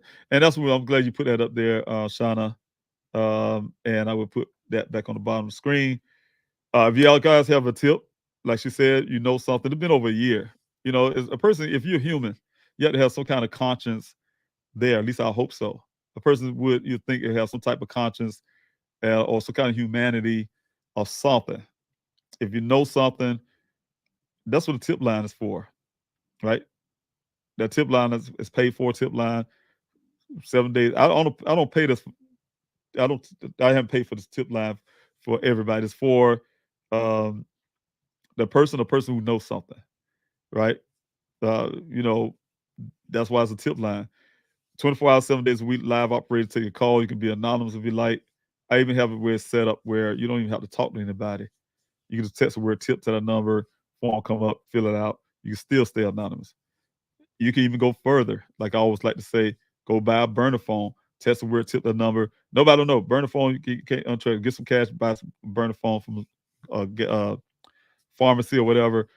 Text the word tip to that phone number, fill out the form, stay anonymous. Tell me what happened. Clear your conscience, clear your mind. Say something. It's time to speak up. Give some closure to Daniel's mother, his siblings, myself, his family, his other family members, his grandparents, friends. Give us the closure that we're looking for. Right? Give us the information that we're looking for. So, want to know what happened. So definitely use that tip line and bring some relief to this family. All right, Dragonfly, lady, thanks so much for your question.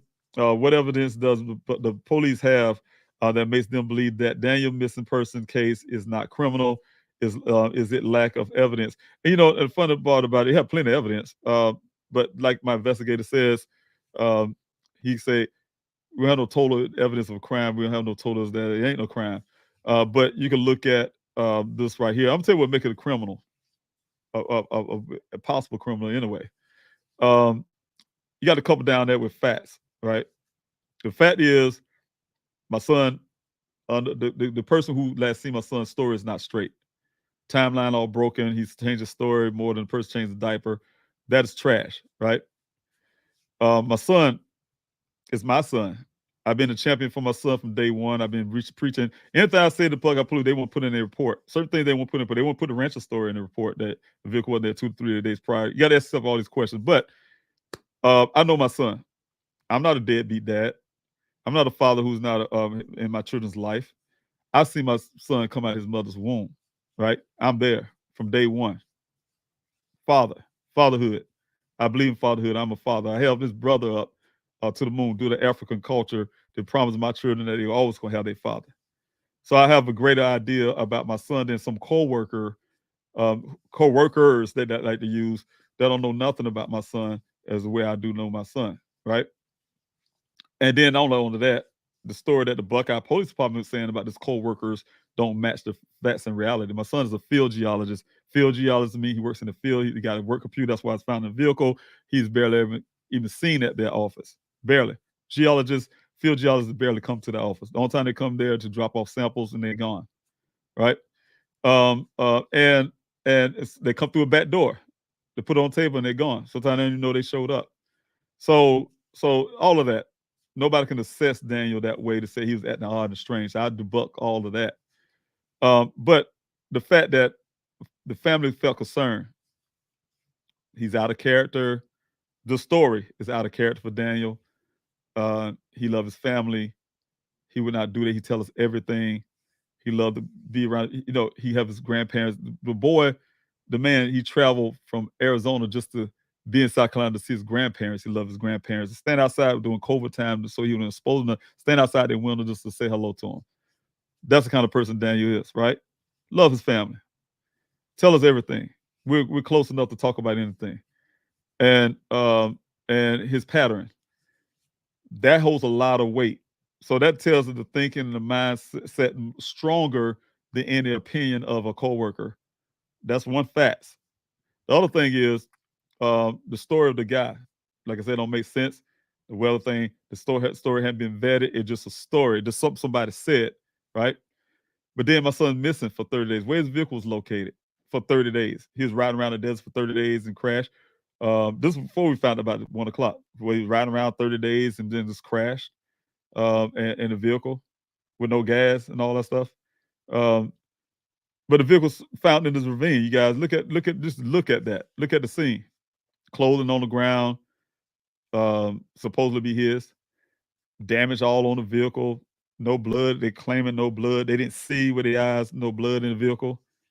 And so on and so on. So I'm just saying, you guys, if you just look at the whole evidence, the vehicle, then when they first finally got the information about the vehicle cranker, all this whole thing we know, right? There's nothing that suggests that it's not foul play. I argue the opposite. I say there's enough evidence to, and then the fact that the vehicle staged there, right? 11 additional miles on the vehicle, all that stuff we know. It was staged there, right? 11 additional miles come from where to get to this ravine, right? So that type deal. Somebody cranked it 4 to 6 times, wherever this was, but the vehicle was on the side when it happened. Impossible. So they want you to believe impossible stuff, inhuman stuff. My son using inhuman strength to kick out a son. I know they think about black men. We just got superhuman strength and all that kind of crap.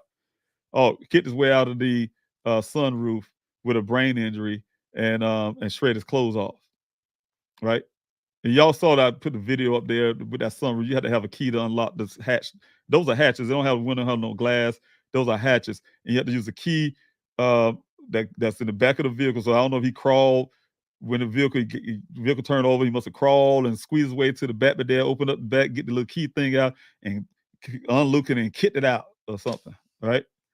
I mean, it's a whole bunch of incredible stuff they want you to believe. Just not to believe that it was foul play. Right? So it takes more efforts to believe that it's not foul play than to go ahead and look at what's really going on here and see that foul play happen. Foul play to me means a lot of things, you guys, for me, meaning that he's a victim somewhere being held up, or God forbid something else happens. So foul play. So that's why I still look for my son alive. I'm still searching. I have my faith. But the thing is, I'm saying is, it don't dismiss foul play. This is foul play. Coupled with everything I know about my son, he's not a person that joined a monastery and became a monk just to be away from his family, as the Buckeye Police Department suggested to me. No, he's not that. He's not that person, right? So that coupled with everything I know about my son, coupled with what happened at the scene, and the fact it's been over a year now, and there's no word of Daniel, right? So, I mean, you got to do all of that. You got to put all that together, everything that we do know. Dragonfly, thanks for your question again. This may have been answered in part in the past, but there is evidence that Daniel was actually the driver of his car when it was found crashed. I don't know what evidence you get that from in the past, but is there? You say, is there evidence that they? No. The question is, there's nothing been given to me yet. All we have is right now, you know, guys, when that vehicle was found, I was just so happened a law enforcement agency that I was talking to, officer, I'll just put it that way, without revealing who he is. I had some contact with him way before. You guys, when I was first came out of Arizona, I was hitting everybody and everything. You guys got to understand that. Really hard work out there on the streets. Don't know anybody. But I was able to pull law enforcement agency early on. I mean, a week out from put my foot on the ground in Arizona. A week out after I started my searches, I say it that way. And I was able to sit down with this officer who has a lot of pull. I just put it that way. And he had secured a meeting with Chief Hall of the Buckeye Police Department with me. But I'm telling you how God worked, you guys, because that meeting was set a few days after July the 19th, right? It was already set to sit down with his whole police department. So when this vehicle showed up on the 19th, I already had that meeting set, which is only like 2 days after this vehicle, 2 days, I think, or a few days after this vehicle, for me not locking down the wrong date.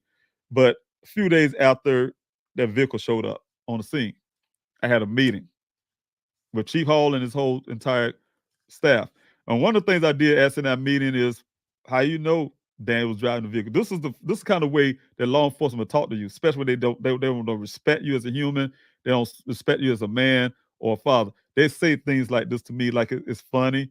They don't give a damn about your feelings, and they think they can just say anything to a person, and they don't mean that. Especially that Sergeant Hanneman is his name, Hanneman or something like that. Sat there with all these white guys, and thank God I did bring one other guy to observe. I don't know if you want me to use his name right now, but to observe and listen. Also, I recorded all this stuff. But this guy, he sat there, and I asked him, I said, look, how you know my son was even driving the vehicle? Y'all haven't done any forensics on the scene. That's when I found out they didn't do anything. Y'all didn't do any forensics on the scene, because the questions before that was about the blood, and they said they didn't see no blood with their eyes. Well, how you know the blood? Did y'all do this? Y'all had this lumina or whatever stuff? They didn't do no forensics. That's why I already had that established. They ain't do no forensics. So how you know my son was driving the vehicle? They answered back from this smart behind dude. I said, I don't respect him at all. Then he's a Marine. That's the crazy part about it. Sorry behind dude. So it's his vehicle. He obviously was driving it. Like, I was supposed to accept that. So you think you can just talk to me like I'm a dummy or I'm just a nobody, and you say little slight comments like that, say little things like that. So that's a problem. That's a problem. So of course, there was nothing that he was driving that vehicle. That's when I demanded. You guys hear about Buckeye did the swab of the steering wheel and all. I demanded that. They didn't do that on there. They didn't do it on the scene, you guys. That was days after this vehicle was taken from the scene, right? I was taking this vehicle out there the day on July the 20th, when I went to go see that vehicle the first time. They took me to the police department, and I saw that vehicle first time. He threatened me, Detective Bimley threatened me to get this vehicle out there that day. If you don't get out here today, Mr. Rob, we're going to have it towed out here, and you're going to pay storage fees.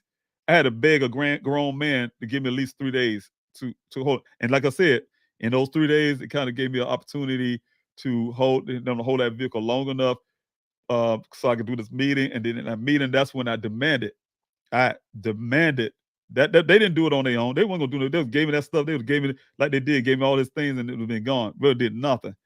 The only thing that saved the Buckeye Police Department a little bit is because I demanded them to do the fingerprints on that vehicle, and they say they did. They say they did a swabbing, right? They wouldn't have done none of that, right? I would have had that vehicle towed out of there, and that was being it. I would have took it to the junkyard. I didn't know what to do. I'm not a law enforcement. I would have done all of that. Thank God I had hired my investigator to get it out of there for me.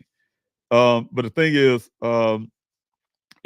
again, no forensics done on the vehicle at all, period. I demanded those fingerprints on that, get that done. I had to demand it because they wasn't going to do it. But yes, we don't have any evidence to say that Daniel was driving. We don't know if this says somebody else driving either, but that's the reason why you do forensics. And that's why you go check the airbags, because airbags, when they hit you, to take DNA off. That's why you go look for go on the passenger seat, swab. You hear them say they swabbed the passenger seat or the passenger door handle, because they did a half-ass job like they did when I asked them to do on a weekday. I went out there, Buckeye, myself and my team, went out there at a well site. The same well site you guys see all that stuff in, and they put a camera, and had this makeshift camera created from this Maricopa County posse guys, makeshift camera that can't even be submerged on the water. And they was really hurt that the camera barely touched the water and got the camera wet on the bottom. They was freaking out. But they go to the level of the water and pull out and say, oh, this right, ain't nothing here to see. And then it had some little cadaver dog. They say it was a cadaver dog, some white dog, like a family pet. Oh, ain't no dog. The dog didn't alert. They just wanted me away from that well, right? And but I was able to get in there with a company to go deep in that well. And you guys know what I found on the bottom of that well. So that still need to be rezoned, and law enforcement ignoring it. I said that in the meeting the other day. Seemed like law enforcement ignoring that. I've been trying to put that in the media. Everybody's ignoring the fact the things that was found in that well. But like I said, that's the law enforcement. That's the experience that I had to have as a parent fighting for my son, right? So I just want to go further because I'm going a little too far. I get really far, and this Q&A get really long. As I heard it, I'm about to hit 2-hour mark, and I want to get these questions in. Did the Buckeye Police Department say or do fingerprinting on Dane's apartment? No, they have not. They haven't done anything in my son's apartment. Only thing they have done in my son's apartment is take a picture, right? Buckeye Police Department and I sat down with Detective Biffin, trying to figure out how we get a part. They asked me, do I have access to Daniel's apartment? Oh, we can't get a warrant. We can't get a warrant. We can't get a warrant to go into your son's apartment.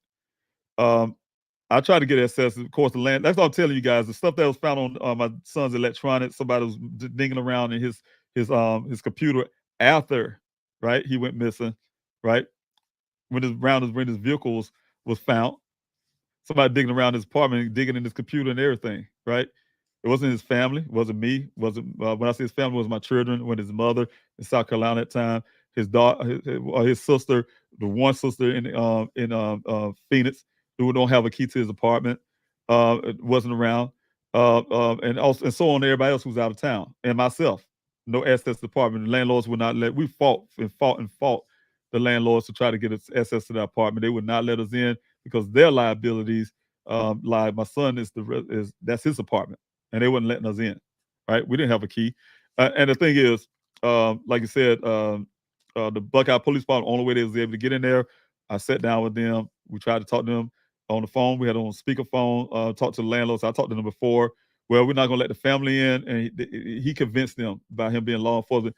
Well, we can't let the family in. We're not going to let the family in. But the stipulation was, even with the police department without a warrant, we'll open the door. We'll walk in. This is landlords. We'll walk in with you. They talking to Buckeye Police Department. We'll walk in with you. You cannot touch anything. I cannot do anything, but we'll be walking in there with you. You can take a picture, and then you got to get out. And that's exactly what they did. Some of the pictures you saw in the apartment came from the Buckeye Police Department. Some came from my investigator. But only thing was able to do, the Buckeye Police Department, go in without touching anything, look around. I don't know if they rolled anything on their feet without dragging some other DNA in the apartment. So that's probably some sloppy work too. But they went in there, took some pictures, and got out. Nothing supposedly being touched, right? So the landlord was there. And so the thing is, that's what I was told. The only person who was around that time was the Buckeye Police Department in there, just that brief second, just walk in to see if things look obvious and then walk back out. Because they did report back to me that they didn't see anything obvious at that time. They didn't see it, but my investigator later, once we did get access to the apartment, when I hired them on after this vehicle showed up, was able to get access to the apartment, and then my investigator went in and did his job. Until then, before then, nobody else been in there, touched it, or whatever the case may be. So yes, no fingerprinting was done. My investigator, you guys, that's another story with that. I've been having some little things I've been dealing with when it comes to that. I can't say I'm confident in everything relating to this vehicle from my investigator that I hired and I paid really good money for. But everything outside of that, I'm not really that confident yet. I have nothing to show for anything that I've supposed to been paying for at the time. So I don't know what he did in that apartment. He said he was going in there to do fingerprint and stuff. He even had the bag. You guys seen the picture on the living room floor from my investigator, supposed to be doing the investigative thing. So I have never gotten a report from that. Anything, his findings outside of the fact that when he first went in there, he did describe to me that with the pictures, and because I haven't gone in there, I try to make sure I didn't go in there to do anything, stir anything, or family. And he did find out that somebody was digging around in that apartment. So that's why I was sharing that with you guys. That's one thing I did get back from him. Somebody was digging around the apartment. He told me the reasons why. My son was vacuuming his floor, for instance, and why we vacuum the floor and then dump everything out. But vacuum the floor, somebody was looking for something. If you guys seen the pictures from the closet and things like that, then you can understand that. But somebody was looking for something. They had skipped the whole house, entire house, and they went straight to the room and looking for something, right? But it was no forced entry. But then I later found out in this meeting with the electronics I did want to put out with you guys is that somebody was digging around his computer in that time before me, my family, or anybody, after Daniel went missing, anybody had access to the apartment. Somebody was digging around on his computer and other things. So that kind of goes along with somebody was digging around looking for something, right? They look for something physically and also look for something on the computer. I can't tell you what those things they're looking for. I do know those things they're looking for on the computer from the search or things they're looking for in the computer. So I do have information about that, but I'm not going to say those exact things yet because that'll be part of investigating. But they were looking for something on the computer. And also my investigators have information to say, and I had this information, I said this to you guys before, that's why I put those pictures up months before I got this information about this computer. But that goes along now that I got the information, that goes along with what was found in the apartment. And that's what goes again, you guys, where we don't know what happened, right? This man's story don't make sense. I can't tell you a story too. This is a story that I never have put out, and you guys can follow along with this as well. All this is gonna be crucial. This is crucial. This is like something that was done, said way before, and happened way before. I got the information. I know hindsight. When I first came to Arizona, of course, I wanted to know where Daniel lived. His sister followed myself. I followed her to his apartment complex. And as coming in the apartment complex, I did see a vehicle look just like Daniel's, right? Same color, but it had the little red hooks in the front. And my rider said, "Hey, isn't that like Daniel's vehicle?" And I dismissed it because it was something about it, but it was a truckload full of white guys. It's like 3 or 4 of them in that vehicle. That's what I remember from my video, but I dismissed it. I said, "Oh, that's just ironic. Somebody got a vehicle like his." Right? I dismissed it. And now I'm trying to remember the exact date that was, but it was like early on when I first was going to, and I mentioned to his sister. His sister could testify to that as well. This stuff, ironically to that. And they was kind of laughing. These white guys laughing. They was riding past so fast, they kind of laughing and whatever they're doing. And so, that comes back to mind, hindsight, to this day. Like, did that have any relevance? I dismissed it. And sometimes I wish I can go back in time and did things differently. I should have at least got the tag number. And then if it would have happened to be in Daniel's tag, then bam. Because I have never seen Daniel's vehicle before, like in person, I'm saying. Never saw it in person before, damage like this. So I was trying to go, I said, because we was fighting over the color. We was fighting over the color. And I think that's the reason why I dismissed it at the time when the guys riding past. I know it's bluish in color, but we was like, oh, no, that can't be because it's more metallic blue, that blue, because I was going by the picture that Daniel gave me. So I can't, in my mind, right? But it did have the little red hooks in the front. So wherever that vehicle, whoever those guys was, and they come around the same area where my son's apartment was located. So that's things that I keep in mind as well. But that's the point I'm making right there, you guys. I don't know, and Tempe is trying to push off as if they don't have no responsibility. It's Buckeye. But there's nobody to prove anything. I did the vetting of the story. You guys seen the video. And as I said, I think I do more work than the police department. I did a vetting story. I did the videos here on the Q&A, put on Q&A where I'm actually following this guy's story to see if it's true. None of it's true to me. It don't make sense. How you going to say that it was raining? Oh, y'all looking at the weather app. And I know it was Daniel track that went left, went right instead of left because all the other tracks been washed away, right? Because it's supposed to be rain so hard. It washed everybody else's tracks away. And I showed y'all how tracks don't get washed away like that. But let's pretend. It rained so hard, all the tracks got washed away. But he didn't go look for Daniel. It's raining that hard now. But he didn't go look for Daniel almost 6 hours later. So why didn't he wash Daniel's tracks away too then? So how his tracks magically stayed there? Like everybody's tracks, he got these special tires on his car. His tracks stayed there. hard rain pouring down. They rushed everybody else's tracks away, but he was able to follow Daniel's track though, and determined that it went right instead of left. Right. So I mean, the police department just take a white guy's story, and I'm gonna put it just like that, because he's a white man.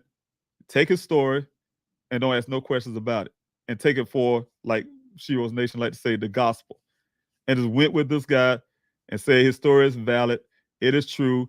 I want to see some cell phone pings. I want to see some data on his phone. I want to see, I want to see all of that stuff. I want to see him put them. I want to see them put him in an interrogation room like they put me and my daughter. Only person I'm thinking in this whole entire case of my son being in an interrogation room was me and my daughter. That's it. Nobody else. Nobody's being called in and pulled in for questioning. We have, and they had us come through the back door. I don't know what that meant, but they literally had us come through the back door. So the thing is, that type of stuff. So, I definitely, as in the fingerprinted, no, that was the answer to that question. D-Love, a question here. Mr. Robinson, has the friend of the girl been found, or no? And that's another secret too, you guys. Good policing would be taking statements from everybody, right? Everybody involved. You got to think about this, right? And that's what I'm saying. You got to look at this whole department. That's why the Department of Justice need to be in this case as well. Look at the department. His name is not even on the report, but it was. I got the stuff written down. I got a recording of these guys' voice and everything. The conversation I have, and I told Buckeye them that. I remember when I saw the Sergeant Hanneman in that interrogation room with my daughter.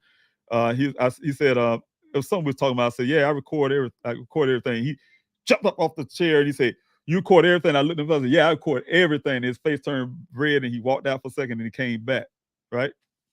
This is the same guy that told my daughter and I to break in my son's apartment because they couldn't get access. Hey, break in the apartment, just don't get caught. Breaking when the police officers I got that too, telling us to do a crime, right? But so the thing is, I'm saying, you guys, okay, I lost my train of thought here. Mr. Robinson has the girlfriend of the young lady. They sat there and they if you guys think about it, my son's phone haven't been found, the vehicle hadn't been found, he hadn't been found. We have nothing from my son, right? The only thing we had at the time, he was missing. But they took careful thought to put the text messages of a woman's phone before my son's phone to even validate her story, right? Before they even can validate it. They put a whole big old thing, for you guys about my son with this one woman, but hiding the other woman's statement and everything else, right? Alienated also later on the rancher statement, but let's stick with women. To this day, my son mentioned her. My son, I told you guys I have 2-hour conversations with Daniel. He mentioned both women, right? He didn't give me the name of the second woman either. My son, he was more concerned about this Caitlin girl. And we know who Caitlin is, but we don't know who the other person is, right? They still, to this day, keeping this woman secret. Keeping her secret. The Buckeye Police Department. They quit to put it, they quit to put information, you guys, which is another problem with the Buckeye Police Department, slothfulness. My personal information was out there in the public. They sent unredacted. Everybody else's stuff was redacted, but they put my address where I live, this, that, blah, blah, out in the public on a record when they release that stuff to the public. Careless stuff like that, right? That's why I told you guys I've been having death threats and everything else. The thing is, with that girl, we don't know who she is. This other young lady, we don't know her testimony. We don't know. Look at her phone. What her phone had to say. What she has. Where's the camera footage that this girl said she seen Daniel? Prove that. Did y'all look at this camera footage and say that? No, you don't hear nothing about that. They probably gonna add it in there now in their supplementary report. When they hear me say certain things on Q&A, you guys, I can go back and all my kids, because all these Q&As are recorded. And I guess when you see those supplementary reports, look at the timestamp when they do these supplementary reports. It be in conjunction with things I say on this Q&A. I call it cover up. To listen what I got to say. Oh, shoot, we forgot about this. Yeah, we did this. Or they go do, oh, we did this. Or we go, that type thing, right? To cover everything up. Try to, anyway. Things in black and white, recorded, all that stuff. You can't get rid of that. But I'm saying is, you guys, we still don't know who this young lady is. The other lady that was part of that. Also, the friend. And it said, or come forward to speak to Ellie concerning their last contact with Daniel, if you can answer. No, she had never came forward. Don't know who she is. She's not in the report. Et cetera, et cetera. All right, so, and both of them was drinking, by the way. My son did tell me that the two young ladies had a wine order. I look at Fox News, though. I put that out. It's kind of made me a little uptight. They put liquor. Oh yeah, he went to go get some liquor or whatever. It wasn't no liquor. The women was had a wine order, and my son fits a wine order. They had screwed up or something happened, and they were supposed to be happy about that. And invite them in. These two women, whatever they're doing, young women, whatever, but they allow my son to even spend the night. Or whatever type of woman it is, allow my son to spend the night over her house, that night. So some things transpire with them. But the thing is, we still don't know who this lady is, and I still would like to know that one as well. We're not just going to brush over that. All right, thank you so much for your super chat, Athena. I really appreciate it. Always in my prayers, much love and my admiration. Thank you so much. I really appreciate it, Athena. Thanks for your constant support for this channel, always being here, always showing your love. I mean, I truly, truly appreciate everything you do. God bless you, and you're such a wonderful person as well. And I know you're there for me. I can feel that presence, and I really thank you for believing in everything I'm doing here and fighting with me. So thank you so much. I really appreciate it. God bless you. Also, let's see who I got here. I got a question. I don't know if that's C. Comment. I put the comment. Thank you so much. Oh, thank you, Auntie. That's my auntie. That just caught me off guard, Auntie. I really appreciate it. I say, Sabrina, wait a minute. Thank you, Auntie. Y'all, this is my auntie. Auntie. Thank you, Auntie. All right. I always thought this was a wishy-washy stuff. Still do I remember when you were told about the car being on the side of the road, and there were a Facebook post of the guy who said he saw the car on the side of the road. Something don't add up. When the car was gone, by the time you got there, that itself is suspicious. Yes, Auntie, that's very suspicious, as well as coupled with the fact that the vehicle showed up 2 days after the so-called vehicle being towed away, right? It's been showed up right into the desert. Same as that shape. What I'm saying? There's a lot of ironicies. You guys, if you got so many ironicies, something's going on. It ain't nothing that many ironic stuff. Oh, it's ironic to have a vehicle that looks like your son's vehicle on the side of the road, and then it's not your son's vehicle. But then all of a sudden, the vehicle showed up 2 days later, and they say, "Oh, your son's vehicle showed up 2 days later in the desert." I really wanted to look at, and I'm really, you guys, one of the biggest things for me is to look at this vehicle itself and make sure the VIN number fits the VIN number on his with his company. But the thing is, Auntie, that's also this is my auntie, you guys, who was able to convince the Buckeye Police Department. Auntie, you still haven't told me exactly what you said. I can't remember if you did. But this is my auntie, you guys, when I say that she had to literally. Now, here it is almost 3 days after my son was missed. Had to literally, and I was on the way. I was in my car on the way to Arizona. Whatever my auntie said to the Buckeye Police Department, that's when she was excited.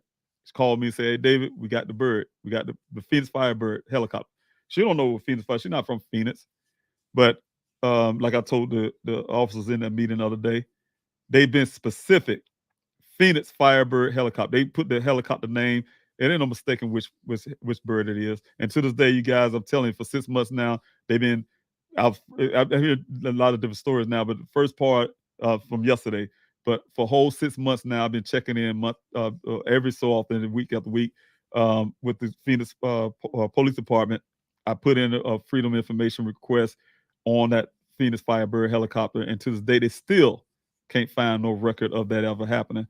But what I mentioned to them the other day, now they're saying we're still working on it. So I'm really pushing really hard on that, because I don't really believe it happened.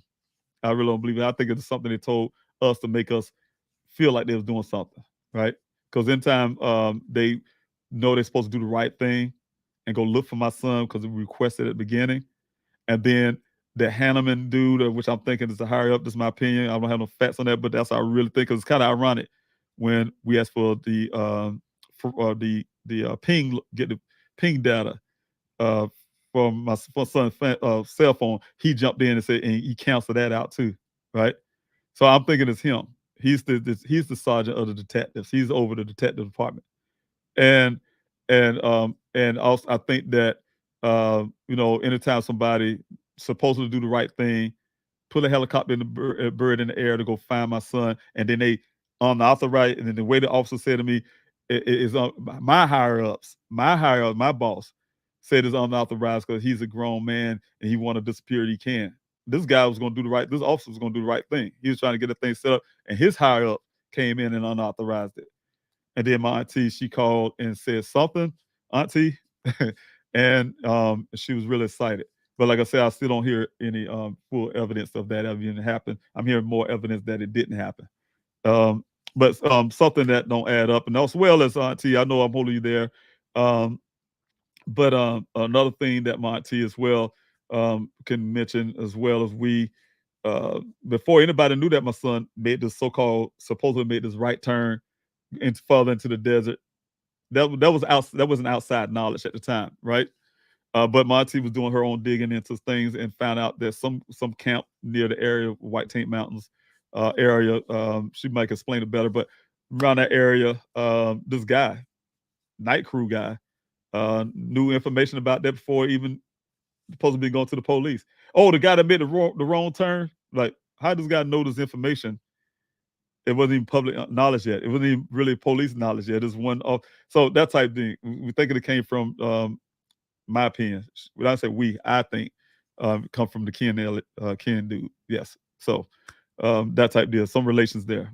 Trying to find that out too as well. Thank you, auntie. It is very suspicious, like you said, for that car. For me, it's suspicious to have 2 days after the car was removed from that location, and they still don't tell me where that it showed up in the desert out there in the ravine. And it's also not ironic that my investigator and his findings of really good, capable accident reconstructionists, that the damage don't match the terrain. It wasn't crashed there. It's crashed somewhere else, like you like to put it. And it's a stage event coupled with the red transfer paint, coupled with the fact that he said about the impressions on the windshield, somebody was trying to bash in, and the guy who took the picture of the vehicle on the side of the road, who also said the vehicle had windshield on both sides pressed in. So all that kind of stuff we'll put it together that is the vehicle that was on the side of the road in that area.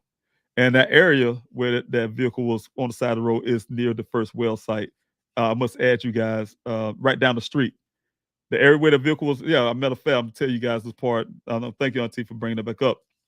One part of my investigation as well, and I had a search over there, guys. I don't know if y'all remember this year, early part of the year, and I had this, what I call special ops search. I broke off a group. I left my then search coordinators and logistics coordinator out there in this area where the desert, where the vehicle was found, doing a search out there. But I took a special group of people and I went to a special area to do a search. And the reason why I did that search, because when I would go looking for that first well site, lo and behold, to get to that first well site, you have to pass that area where this vehicle was found on the side of the road. You have to. And you have to pass it coming back out. There's no way around it to get to that first well site. That wasn't ironic, right? There's another ironicity. Also, I can give y'all some more details, but I'm going to leave that out because part of the investigation, I can't get you guys so much of that. But I had reasons because of that. I was already out there before I realized, before I found out where the well site was. I was already out there because I told you I was on the ground. I came out there some days before I found out where the well site was. I put my drone in air, and I got some imagery and everything else for part of my investigation I cannot put out. I still got that, putting those together. And I was out there in that dangerous area, the sundown town. I had one of my team members, former police officer as well, to be my bodyguard, basically, my escort, to make sure that nobody would get me while I'm on the ground. I carried my rifle in my hand as well, but I had my drone in the air.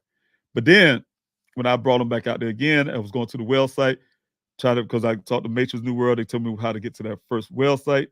And I was on the way there. I be dang. You had to pass by there to get to this website. You had to pass by there. There's only one when you're in and out.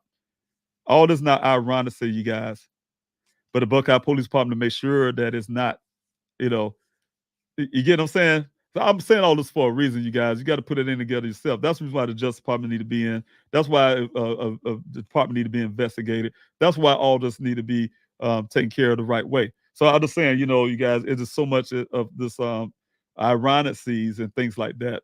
It doesn't make sense. Okay, thank you, Jordy. Have you reached out to other YouTubers who tell these disappearance stories and can help share Dane's story on YouTube? It could help get the word out and more and be shared. Yes, I have. I've been on numerous from John Q, Carlots to Gisela K, the Grizzly True Crime, to Kendall Ray and her and Josh, her husband. I mean, there's so many and so many other it's so many of them. I can't name everybody, but yes, I've been doing that a lot. That's one of the first things I've been doing. Jordy is been on a lot of podcasts and YouTuber accounts, YouTube stuff. It's because I didn't have this channel here. Gisela K from Grizzly True Crime is the one who's responsible to help me get this channel up. I told her what I needed, what I was trying to do, and she taught me everything. And she gave me a long video and helped me set up this YouTube channel. So I'm really grateful to her. But yes, I've been numerous of interviews, different YouTube channels and things. So I really appreciate each and every last one of them who used their platform to get Daniel's story out. So yes, it's been tremendous. Also, thank you, Larnell, for putting this information. That's the link, I believe, will be to the story. I guess, Larnell, if I'm not mistaken. I'm sure, knowing you, that's probably what that is, to everything that I was talking about when about this animal. I'm thinking how Buckeye rescuing an animal and took pride into finding a lost animal. So I mean, they've gone all out for an animal. And, the way the report put it. All right, I have. Let me see who else. Latanya, thanks so much for being here. Thanks for your prayers. I have a question here from Pacific Breeze. Thank you, Pacific Breeze. You guys have questions like Pacific Breeze, put a question mark, capital letter Q, things like that. That would help. Did Daniel and Ken work for the same company? No, they did not. Daniel worked for a company called Matrix New World. It's also called Matrix Southwest Groundwater. Ken, he worked for a company called Weber Works. And, so Weber is a company that drilled the well.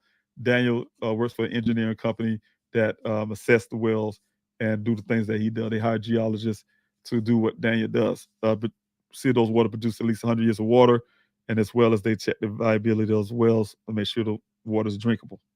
Two different companies. So that's why I think it confuses people when they hear the story and they say, oh, he was out there in the desert with his co-worker. They didn't work for the same company. So I don't like to say co-worker. I say a worker. He's out there from a worker from another company. I kind of spell it all out so people don't get confused. And then because what happens is when I start talking about Daniel's company, Matrix, somebody say, hey, did they come do a search for Daniel? They never did a search. Daniel's friend from the job came to my daughter's apartment from Matrix, came to my daughter's apartment looking for Daniel on a personal level. That's his friend. But it wasn't the company. The company has never did a search on their own, never put no helicopters in the air, all the resources they have not done anything. They haven't even called the police department. So when my son was missing, I had to do all of that from South Carolina. All right, Paula Marie. I think a protest would have been more effective at the beginning when the case was on the radar. Do you think the protest would cause any movement? I think it would. At this point, it really would. I was able to get Daniel's story out there nationally. I know people like to contribute that to the Petito case. I hear sometimes that's kind of offensive to me as well, right? And the reason why it's offensive for several reasons. First of all, they're right. There's a lot of disparities when it comes to Black and brown people getting coverage, media coverage, and things like that. So that's true. At the same time, that we have to ignore the fact that hard work that I've been doing at day one, nights I have missed sleep and get Daniel's story out there in the media. Not look for praise and things like that. What I'm saying is that dismiss the fact that it took hard work to get it there. Daniel's name didn't come magically. When the Petito case happened, they dug down and looked for something they didn't even hear about. No, they had to hear about it first before they could. It had to be to a certain point where it got to be heard by somebody. One young lady took one of the tweets out, went on Twitter, and she made a tweet about Daniel, and it went viral. That helped as well. So that type thing, right? But as in the protests right now, yes, I know it would be effective. It'll be very effective. And the reason why it'd be effective because look, it bring more light. I know you guys when you guys it bring a renewed light. First of all, it get the media something to recover. I talk to John Dean all the time from Dateline. He constantly talk to me all the time. I got reporters talk to me all the time, journalists. And first thing they always ask, like you guys, I'm telling you, it's very disappointing because I'm right here on the Q&A, and I'm saying this, I'm on the Q&A. I even had one guy came in for a little while with all the stuff saying you want to do and get Dane's story out, but that's beside the point. The thing is, I talk to a lot of these people, and they a lot of them great people, like Sarah signed the CNN. These are real people who actually, when they have time, they'll check in on you. Kumo, before he left CNN, would check on you. Things like that when they got time, right? Very, very busy people, so I get that. But I'm saying on a journalistic standpoint, they really care. Some of them, they really, literally, outside of that platform they got on, they're regular people just like anybody else, and they be like, "Man, I'm praying for you," but whatever the case may be. But one of the biggest things they have together, I know collectively from the media standpoint, they look for something new. First thing, like John do, hey David, how you doing? Good, man. We have a whatever conversation. He say, "You got anything new? You got anything? We got anything?" You know. And if I don't, he can't pitch anything to they don't own the networks, right?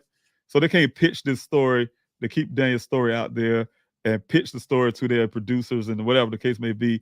And they say, "Oh yeah, let's put this on the air." You know, Daniel's story is boring to them. They need something new. They need something blah blah. So protests would kind of bring that along as well. You know, I'll give you a story. I'll leave that for another day. Y'all need to read that in the book, my personal book. I've been writing a book since I was younger about my life, and I would never knew part of this book would be my son going missing, right?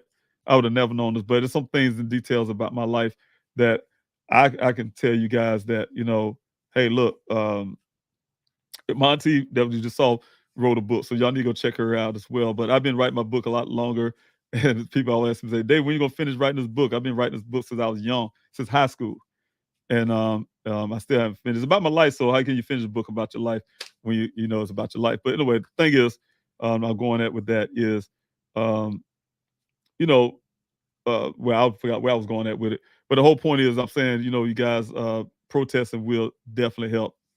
It would definitely help. It'll bring some attention to Daniel's case again. It'll give them something new, media-wise. Oh, I know I was going at with the book. It's part of something I wrote in my book when I was in the military, and I had to, without putting the details of that, I was literally going in front of I was at Fort Hood, Texas at the time, Fort Hood military base, and some little things that happened in the base. I was actually going to hold a sign up and say the situation in front of the base. Could you imagine that?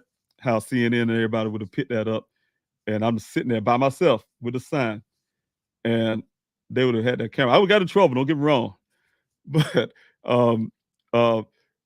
but that would have got a lot of attention, right? And it's the same thing. The way I felt after I left that meeting Thursday, I was immediately going to have my sign by myself, you guys. I wouldn't, you know, and I was standing in front of Sheriff Zone's office, and I would have been doing lives, and you guys probably would have seen that. I'm going to join in with Mr. Robinson, start with one person. I don't know if that's going to, just me. I don't know if they're going to bring in net news or not, but when you guys start coming in and they see the crowd getting bigger and bigger, what do you think is going to happen? Oh my God, the local news is going to eat that up, right? Give them something to do. Give them a story to get. So what I'm saying is that brings a lot of heat on that department.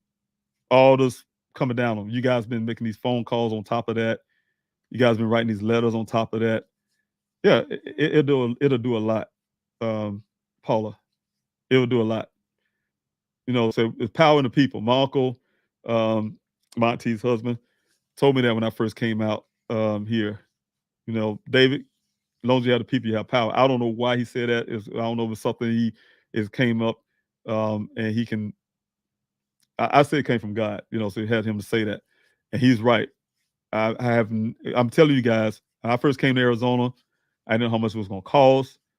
I didn't know what to expect. I didn't know anybody other than my daughter, and for everything to go the way it have been going, I haven't found Danny yet. But to be able to help other families, to do all the searches, 35,000 acres of land, to over 45 weeks of searches, to get thousands of flyers out, to doing things like this, going all these interviews, doing whatever case, all the stuff, you know, it's because of the people. I wouldn't even have a search, like I said at the beginning, without you guys. I wouldn't have this Q&A with 2.17 subscribers, 1,000 subscribers, if it was from you guys sharing Daniel's story. You know, this so on and so on. You know what I'm saying? So I'm saying, you know, yeah, definitely. Power's in the people. And as long as I have you guys having my back, yeah, protesting, Paula, it makes a movement. It'll make a big movement. I just really hoping that, you know, I can keep you guys coming out to help and encouraging others to do the same. Also, thank you so much for your question to Twistina. We know Ken's story has changed many times. He did all the interviews, which is extremely suspicious. Do you know if Ken still works for the same company as he left? Has Ken left the area? I don't know if he still works for them or not. I thought he was, matter of fact, a part owner of that company, but I'm not, from what I'm understanding, but I'm factually sure on that one either. But yes, you're right. He put his own. That's why one time ago I wouldn't say Ken's name myself, but he put himself out in the public. And one thing for sure, he had never came to, for a man who's so concerned about my son, never came to one of my searches. You know, I don't know. He do change the story a lot. I hear I start off from whatever simple thing. Now he's saying my son's spinning around in circles and all kind of. I just hear it all kind of stuff. He was looking at my son's eyes, like I told you guys. My son's a black male. You guys can't even see my pupil. A lot of times people think black people's eyes are black. No, ours are brown, but it's so dark brown. You know, you can't see our pupil unless you put a light. And I know Daniel will not let nobody put a flashlight in his eye. Let me see your pupils, man, to see if your eyes dilated. What you trying to look at my son's eyes, see if dilated or something? That he even said something like that, like he's a doctor or something. You know, this crazy stuff. So I'm saying is, you guys, yeah, he put himself out there and telling these stories, and the stories don't match up, and you know, and so on, so on, so on. It's too much with that. Also, I have thanks so much for your question. Also, I have a question from. Did it come up? There we go. D-Love, thanks so much for your question. Ms. Rosin, was Daniel brake line intact? According to my investigator, yes. Most of it is, you know, everything was, nothing fell off the. You know, you're thinking from a violent crash, you guys. I wish I can pull up to the side. Yeah, here we go, right here. See if I can take this off the screen for a second. Oh no, here you go, right here. Let me get my hand on tissue right here. Right, see this little thing right here? That comes from the wheel well on the side where the red transfer paint is, right? That's where it comes from. The part is on the ground. And that's the little plastic thing that goes around the wheel well, you know, kind of decorative, little plastic decorative thing. That's the only thing that came out of the vehicle. So if the Buckeye Police Pop thinking the vehicle came down and rolled and all that stuff, when you see stuff all over the place, you know where I got the vehicle stored at. These guys I'm gonna give detail because people figure out where it's at, but they're experts in crashes as well. When I went to the facility, they heard the story too from Buckeye. They say Buckeye's full of S. I'm not gonna use the word they use, but that, right? Cow manure. And the reasons why they felt that Buckeye's full of cow manure, talking about the vehicle fully roll over and all that stuff. He showed me vehicles that roll over. This vehicle is designed to have they're designed to take a lot of pressure so they don't crush in, but a rollover in that magnitude would have crushed the hood. The hood would have been downward. All the windows would have been out of there. First of all, it would have been down because the pressure of that glass, the windshield is supposed to be able to take the pressure to keep the roof from caving in. But that damage, that glass you guys said too, and fresh is already it's no support, right? And also the fact the round on the other sides as well. There's no damage, no scratches on top of the rack that's on top. That it wasn't on the bottom like that. And also the fact I'm saying the way the vehicle would have dented down. There's none of that, right? So that's a bunch of stuff. A lot of stuff in the intact. There's nothing missing on the bottom of the vehicle. No lights missing. I know the volunteers when I first went out there, we didn't have the vehicle yet. So we was looking for Daniel. We looked for, we had volunteers uploading pictures, all kinds of stuff you find in the desert. Pictures of pieces of a vehicle, somebody left out a headlight, things like that. Taking pictures and then upload it for investigation. But after the vehicle showed up, of course, we dismissed all of it because everything in the vehicle was intact. Everything was intact except for the window on the driver's side missing. The sunroof panel was pulled out, but that's not missing. There's nothing missing on the vehicle. Everything is there, intact. Only thing is missing is that glass from the driver's door. And they want us to believe that it's the glass on the ground, but that's another story I can go into. All right, thank you, Auntie, for your question. You guys, thank you, Auntie, for another question. I need to drink some water here, but thank you guys thank you, Auntie, for your question. Give me a second here. All right, Auntie, here we go. Is the 11-mile distance from the side of the road where it was spotted prior to the ravine in the desert? I do not know. That's a good question because I don't think so. And the reason why I don't think so, Auntie, is because I think it's at least about, I want to say, I can't be certain though. I need to check into that because I can say it got to be at least, it's 1, 2, 3, 4, 5.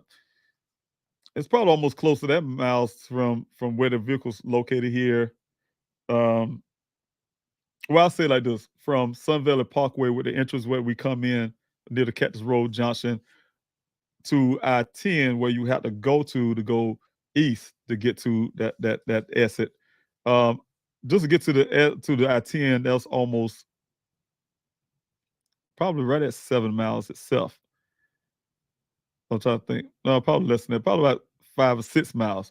But the point is, I'm saying I don't think that's enough miles to get it over to the Verrado Way area. So I'm not sure. I'd look into it, Auntie. I'll go out there and I'll really double check on that. But I don't want to say definitively. But however it got to this location, it got to this location. And like I said, according to my investigator, he feels it's a stage event, right? Just from the evidence that he collected. Right, from the infotainment system. And I want people to be clear as well.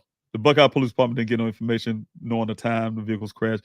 All that came from my investigator who we had a meeting about, we reluctantly gave that stuff over to Buckeye Police Department. And then once we gave it to them, that's when my relationship with them changed. They stopped talking to me and my family. They stopped dealing with me and all that kind of stuff. Because they stopped doubling down with their own investigator and all that. But as long as I was believing everything, going with what they were saying, it was fine. But as soon as we found the evidence against what they were saying, that's when they didn't want to have anything to do with me. Is the 11 miles distance? I will check into that, Auntie, and I'll let you know. All right. Let's see who else I got here. Larnell, I'm going to put your comments up. It's not questions, but I have to put my brother's comments up. Yes, my name. Yes, use my name. I was with David at the meeting. I was a witness. Anyways, thanks for giving me that okay, Larnell. Yes, Larnell was there with me, you guys, when I had that meeting with the Buckeye Police Department. He was my witness there, character witness. He's also there just to listen and observe, as well as on top of what I was recording on my own. And so, yes, I did have one person. He and I was the only 2 black guys in there in that meeting. And the reason I put in the race thing in there, black guys in there, because it has a real big significance there for a lot of reasons. And let's see who else I got here. Righty. Oh, thank you, Nissa, again for another super chat. You're just such a wonderful person. Again, I really appreciate you and your husband for your love. Your questions come with a super chat. So thank you so much. God bless you. And I hope I get to see you tomorrow on video again on the. This time, you guys, make sure I'm there. Make sure I'm there. If you guys want to come to Best of Program tomorrow, please go to pleasehelpfinddaniel.com, first page, front page. You'll see the time there. Click that Zoom link, and I will be there. I will be there this time. Team, please help me remind myself to be there. There's some things happened that prevented me from being there before, and I've been traveling and stuff like that. You guys, please, by all means, come to the chat. Come to the Zoom meeting. I would like to see your faces for one thing, and I wanted to tell you about the Zoom meeting, about the ambassador program. But I would like to see your faces. I'd like to interact with you guys. It's different from being here on the Q&A, where you guys see me and I can't see your faces. So it'd be nice to be able to see some of the people who's in the chats and see your faces. So bring your questions. Questions about the ambassador program. I try to stay on topic when I'm on the ambassador program. Try to keep it just for that. It's a 30-minute thing, but I can go a little longer.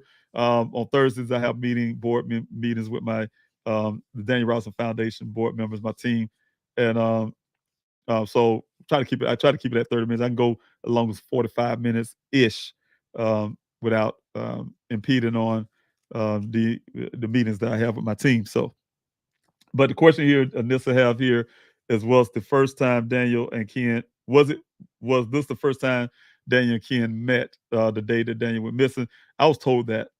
That's what I was told. I didn't hear that from Daniel. I just heard that from his job. His job said that's the first time they ever met. That's the first time he met Ken on, that type deal. So I'm just getting that's secondhand information from his job. But other than that, from Daniel firsthand, I didn't get that. From Ken himself, I didn't get that.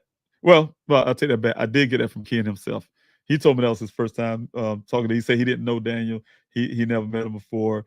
If I knew his mannerism, I would have known something was wrong and all this kind of stuff. He was telling me that type deal, right? So yes, he even said it himself. All right. Question here from SW 4x4 Explorers. Thank you so much. You say 4x4 Explorers. You may have a 4x4. So thank you so much for your question. Come off the YouTube side. You got questioned in your own son's investigation. Yes, I have. My daughter and I was pulled in the interrogation room. And I'm telling you guys, I have witnessed to that too. Have one person in the vehicle with my daughter. And we pull up to the front of the police department. He said, no, come around the back. They opened this little gate or whatever and took us around the back, parked the car, and took us through the back door into this interrogation room. Right, we waited in this little room first, and then they took us to another area, opened us, I guess they locked area, and put us in the interrogation room. I had never been in the interrogation room. At first, we were sitting there the whole time doing blah, blah, blah, but it was a hindsight thing. I looked back after we come, like, wait a minute, that was interrogation. That's something I've seen on TV, on the movies or something. So yes, that's the interrogation room. They're asking us questions. That's why I say, you guys, I hate it when every time I see the Buckeye Police Department had any report that you guys read, it says we obtained phone records from the family, or we obtained phone records. First of all, they told me they couldn't get phone records because they need a warrant. They couldn't get it from I can tell the company they couldn't get the phone record. They can't get the bank statements, right? So I literally, I'm not gonna hold the phone. I'm using it right now, but I usually do on the Q&A. I hold a Z phone. I still got the phone. You guys, the 200 number you guys call 803-200-7994. That phone. Holding it up and showing them. My daughter holding her phone up as well because she had access to the phone because that's under her account name at the time. And we go through his phone record, scrolling down. They on the side of the interrogation table, and we scrolling down the phone, and they looking at it, and they say that's obtaining. That's police work. This is how police do, not paper stuff, not going to get a warrant or go get it from the phone company. They got it from us on a screen. They didn't even touch the phone. On the screen, we strolling our finger. I even did it with his bank statement. I tried to get much bank. I couldn't get Daniel bank information. I'm a USAA member, a military bank. My son and my children, everybody associated with me can get a military bank affiliate through my sponsorship. And so because I'm a sponsor of my children, they're adults now, they got their own account. I was able to get limited information, right? More information they would have gave anybody else is because I'm the sponsor. and I was able to get some things on. So I was on a speaker call with USAA, and the agent was able to give me some information for Buckeye to hear. Right, I'm doing the work. So long story short, that's the way they call getting bank statements and phone records, information wise. That's it. That's police work, you guys. All right, here we go.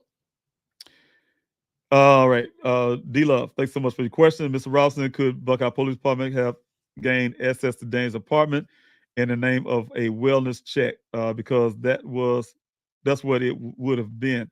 You know, when I had that meeting with Tempe, I told them, look, first person I called is the Tempe Police Department. You guys know that my son is a resident of Tempe. I reported him missing there. I have a missing son, resident of Tempe, blah, blah, blah. And the first thing that officer asked me on the phone, like, where was he last seen or whatever? I said, I don't know. I just heard something about some White Tank Mountains. That's when they tried to refer me over to Buckeye. But I can tell you in that phone call, conversation, I also asked them, first of all, before I report them, can they do a welfare check? Welfare check, I was denied by the Tempe Police Department. Denied. Because they, after like I said, along with that conversation, I mentioned White Tank Mountains. I didn't know what that was at the time. I was living in South Carolina. And as soon as I mentioned the word White Tank Mountains, she pushed me over to Buckeye, right? I couldn't argue with that. I don't know. No, that's Buckeye's thing. So they didn't do a welfare check. Tempe Police Department didn't, right? They refused it. Then, of course, they put me over, gave me the phone number to Buckeye. I did the same thing, tell them about the White Tank Mountains. And then in that conversation as well with the officers, I did ask them, can they go do a welfare check? They said that they would get in touch with Tempe. And they wish supposedly they did, because they have it in the report, to go do a welfare check. So they coordinated with Tempe, I guess, and Tempe went out to do what they call as a drive-by. I got some details on that, and I was told that they didn't actually go in the apartment at all. They did what they call drive. First, I thought just drive-by. I know how Daniel's apartment complex is set up. So how you could do a drive-by on an apartment with the way it's set up, his apartment. But no, what they did is drive-by, meaning they got out of the vehicle and walked past his apartment and kind of, from what I'm reading, kind of peek around his door and try to peek through the cracks of the patio, try to peek through the cracks of the curtain, I guess, that's not shut all the way, to see if they see something. That was a welfare check. It wasn't an entrance or nothing like that. They didn't enter my son's apartment to do a welfare check. Thank God my son wasn't, from what they can't see from a window, wasn't in his room bleeding to death or something going on with him, right? Thank God that wasn't the case. Tempe would have never known it. That's the extent of their welfare check. Then go to the office to request entry. None of that. The next day or whatever the case may be. But that's a welfare check. If that's what a welfare check is, you guys need to be aware of that. I don't think so. I think that's welfare check mean they actually go inside, like you're saying, gain access at all costs. They have that way of doing that. Just like Buckeye convinced them to do that. That's a welfare check. I don't believe a welfare check is to go outside a stereo of a place and then walk off and say, oh, nothing to see here. I don't believe that.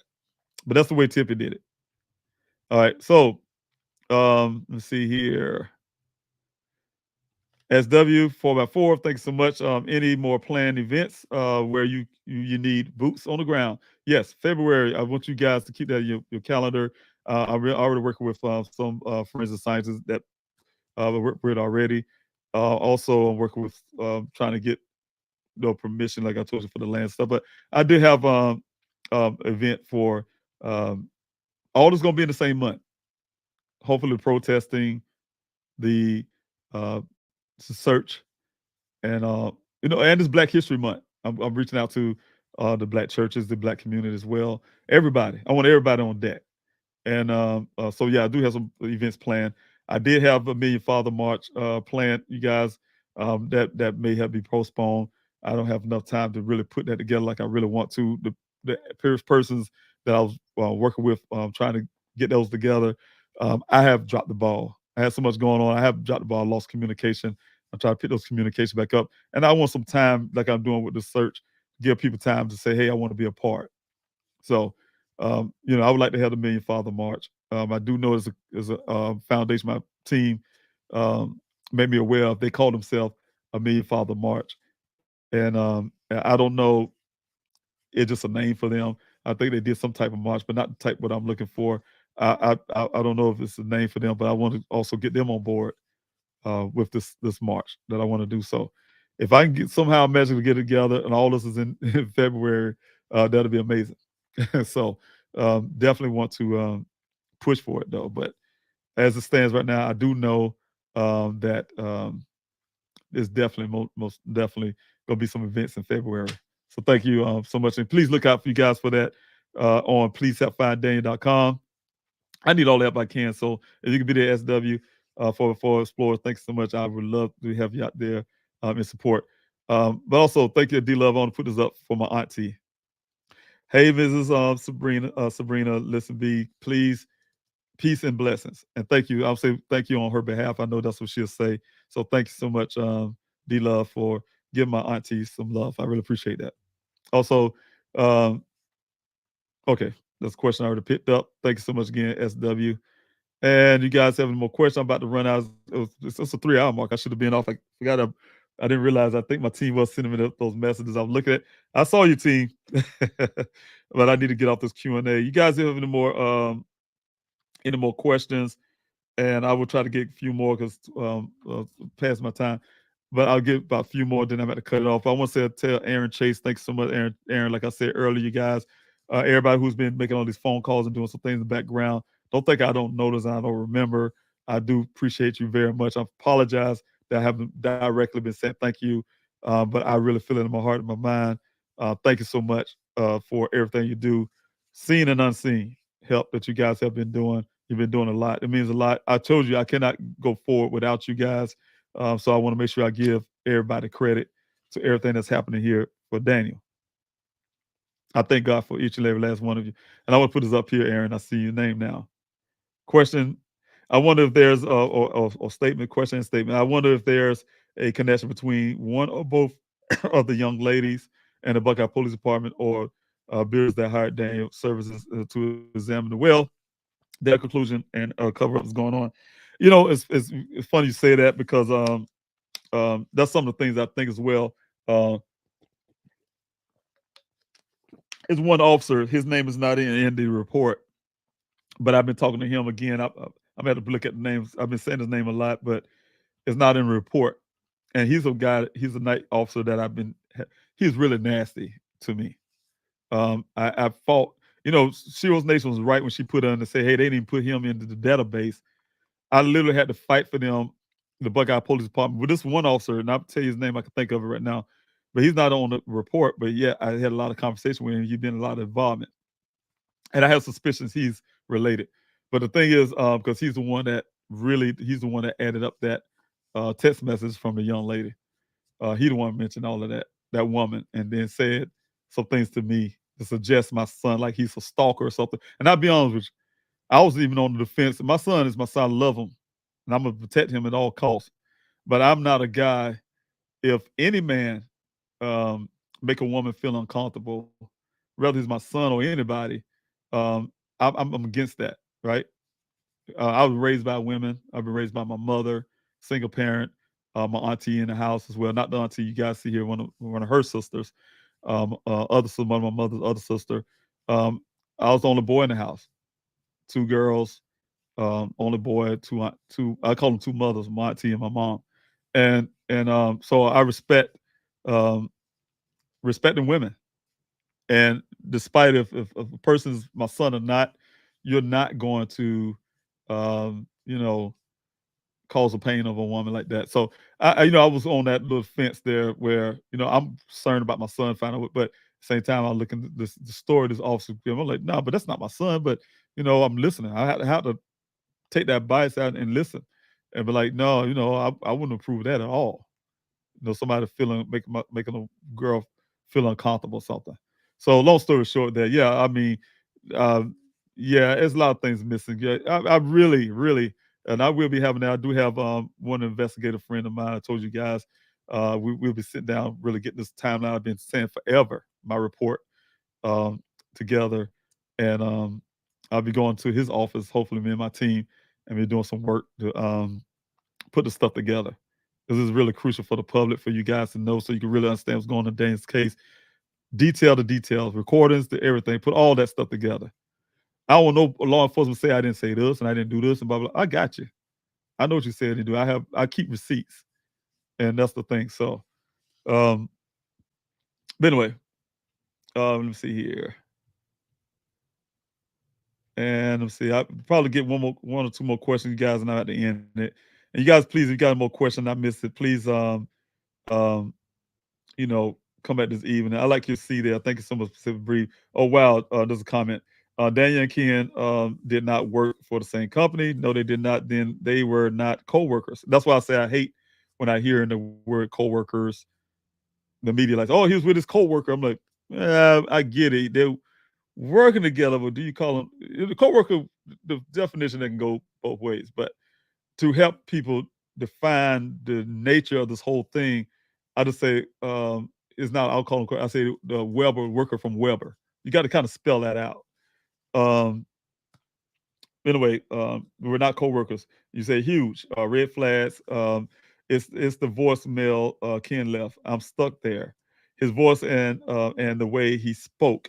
Some things can be I'm not accusing the man that, but things can be purposeful. If I can say the word on purpose. Some things have been said a certain way on purpose. Things don't add up to me either. You leaving a voicemail about some fuel, blah, blah, blah, so don't come up here. But at the same time, you leaving a voicemail. My son's supposed to have heard this voicemail, right? And don't come up here, but at the same time, my son sending messages trying to come up there. Right? But at that same time, you say that my son way off in the strangest way and it bothered you, that you had to go call his job around 10 and tell them what was going on, right? Around 10 o'clock. But then you did not from the time Daniel sent a text message to ask the location, and then he didn't respond. Then he sent a phone call him, and he didn't respond at 9:28 either, right? And his story didn't match that because he said Dan was going at 9:15, but Daniel's calling 9:28. But I'm assuming to ask where the location at. But you were so concerned. Matter of fact, you concerned that my son, something's wrong with him. That you so concerned you call his job and tell him what happened, and he just drove off by blah, so on. And you waited 6 hours later, not one call back again, said, you know what, in the middle of work, let me try this man's phone call one time to see he's all right. It didn't dawn on you until the time where the job, I'm sure, probably came by, and that's when his friend went to my daughter's house, apartment to look at, and then you're going to put in to make yourself look like you care, in my opinion, and you call the phone at 3-something in the evening. You call the phone. I don't know what you said, but you call the phone.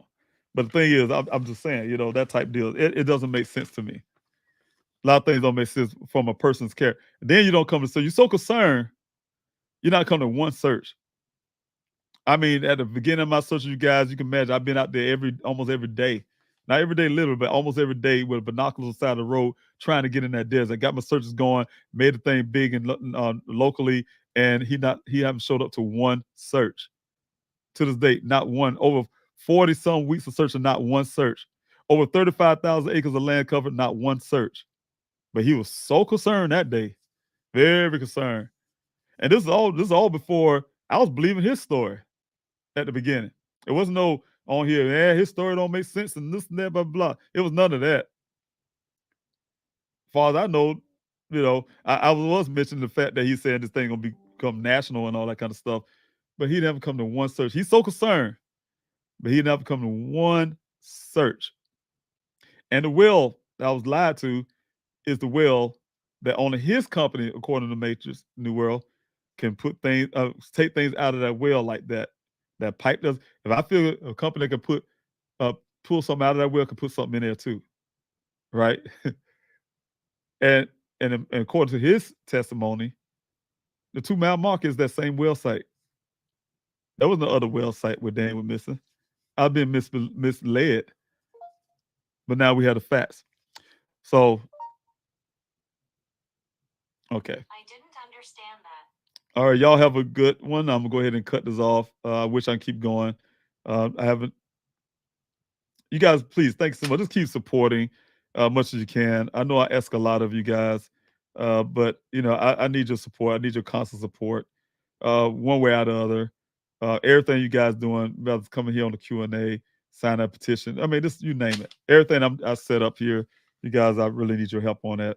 God bless you guys, and I will be setting up some more. I'll be talking about some of the same thing on the next Q&A, but I'll definitely will see you guys this evening Q&A prime time. So God bless you. I love each and every last one of you. Have yourself a wonderful day. Thank you.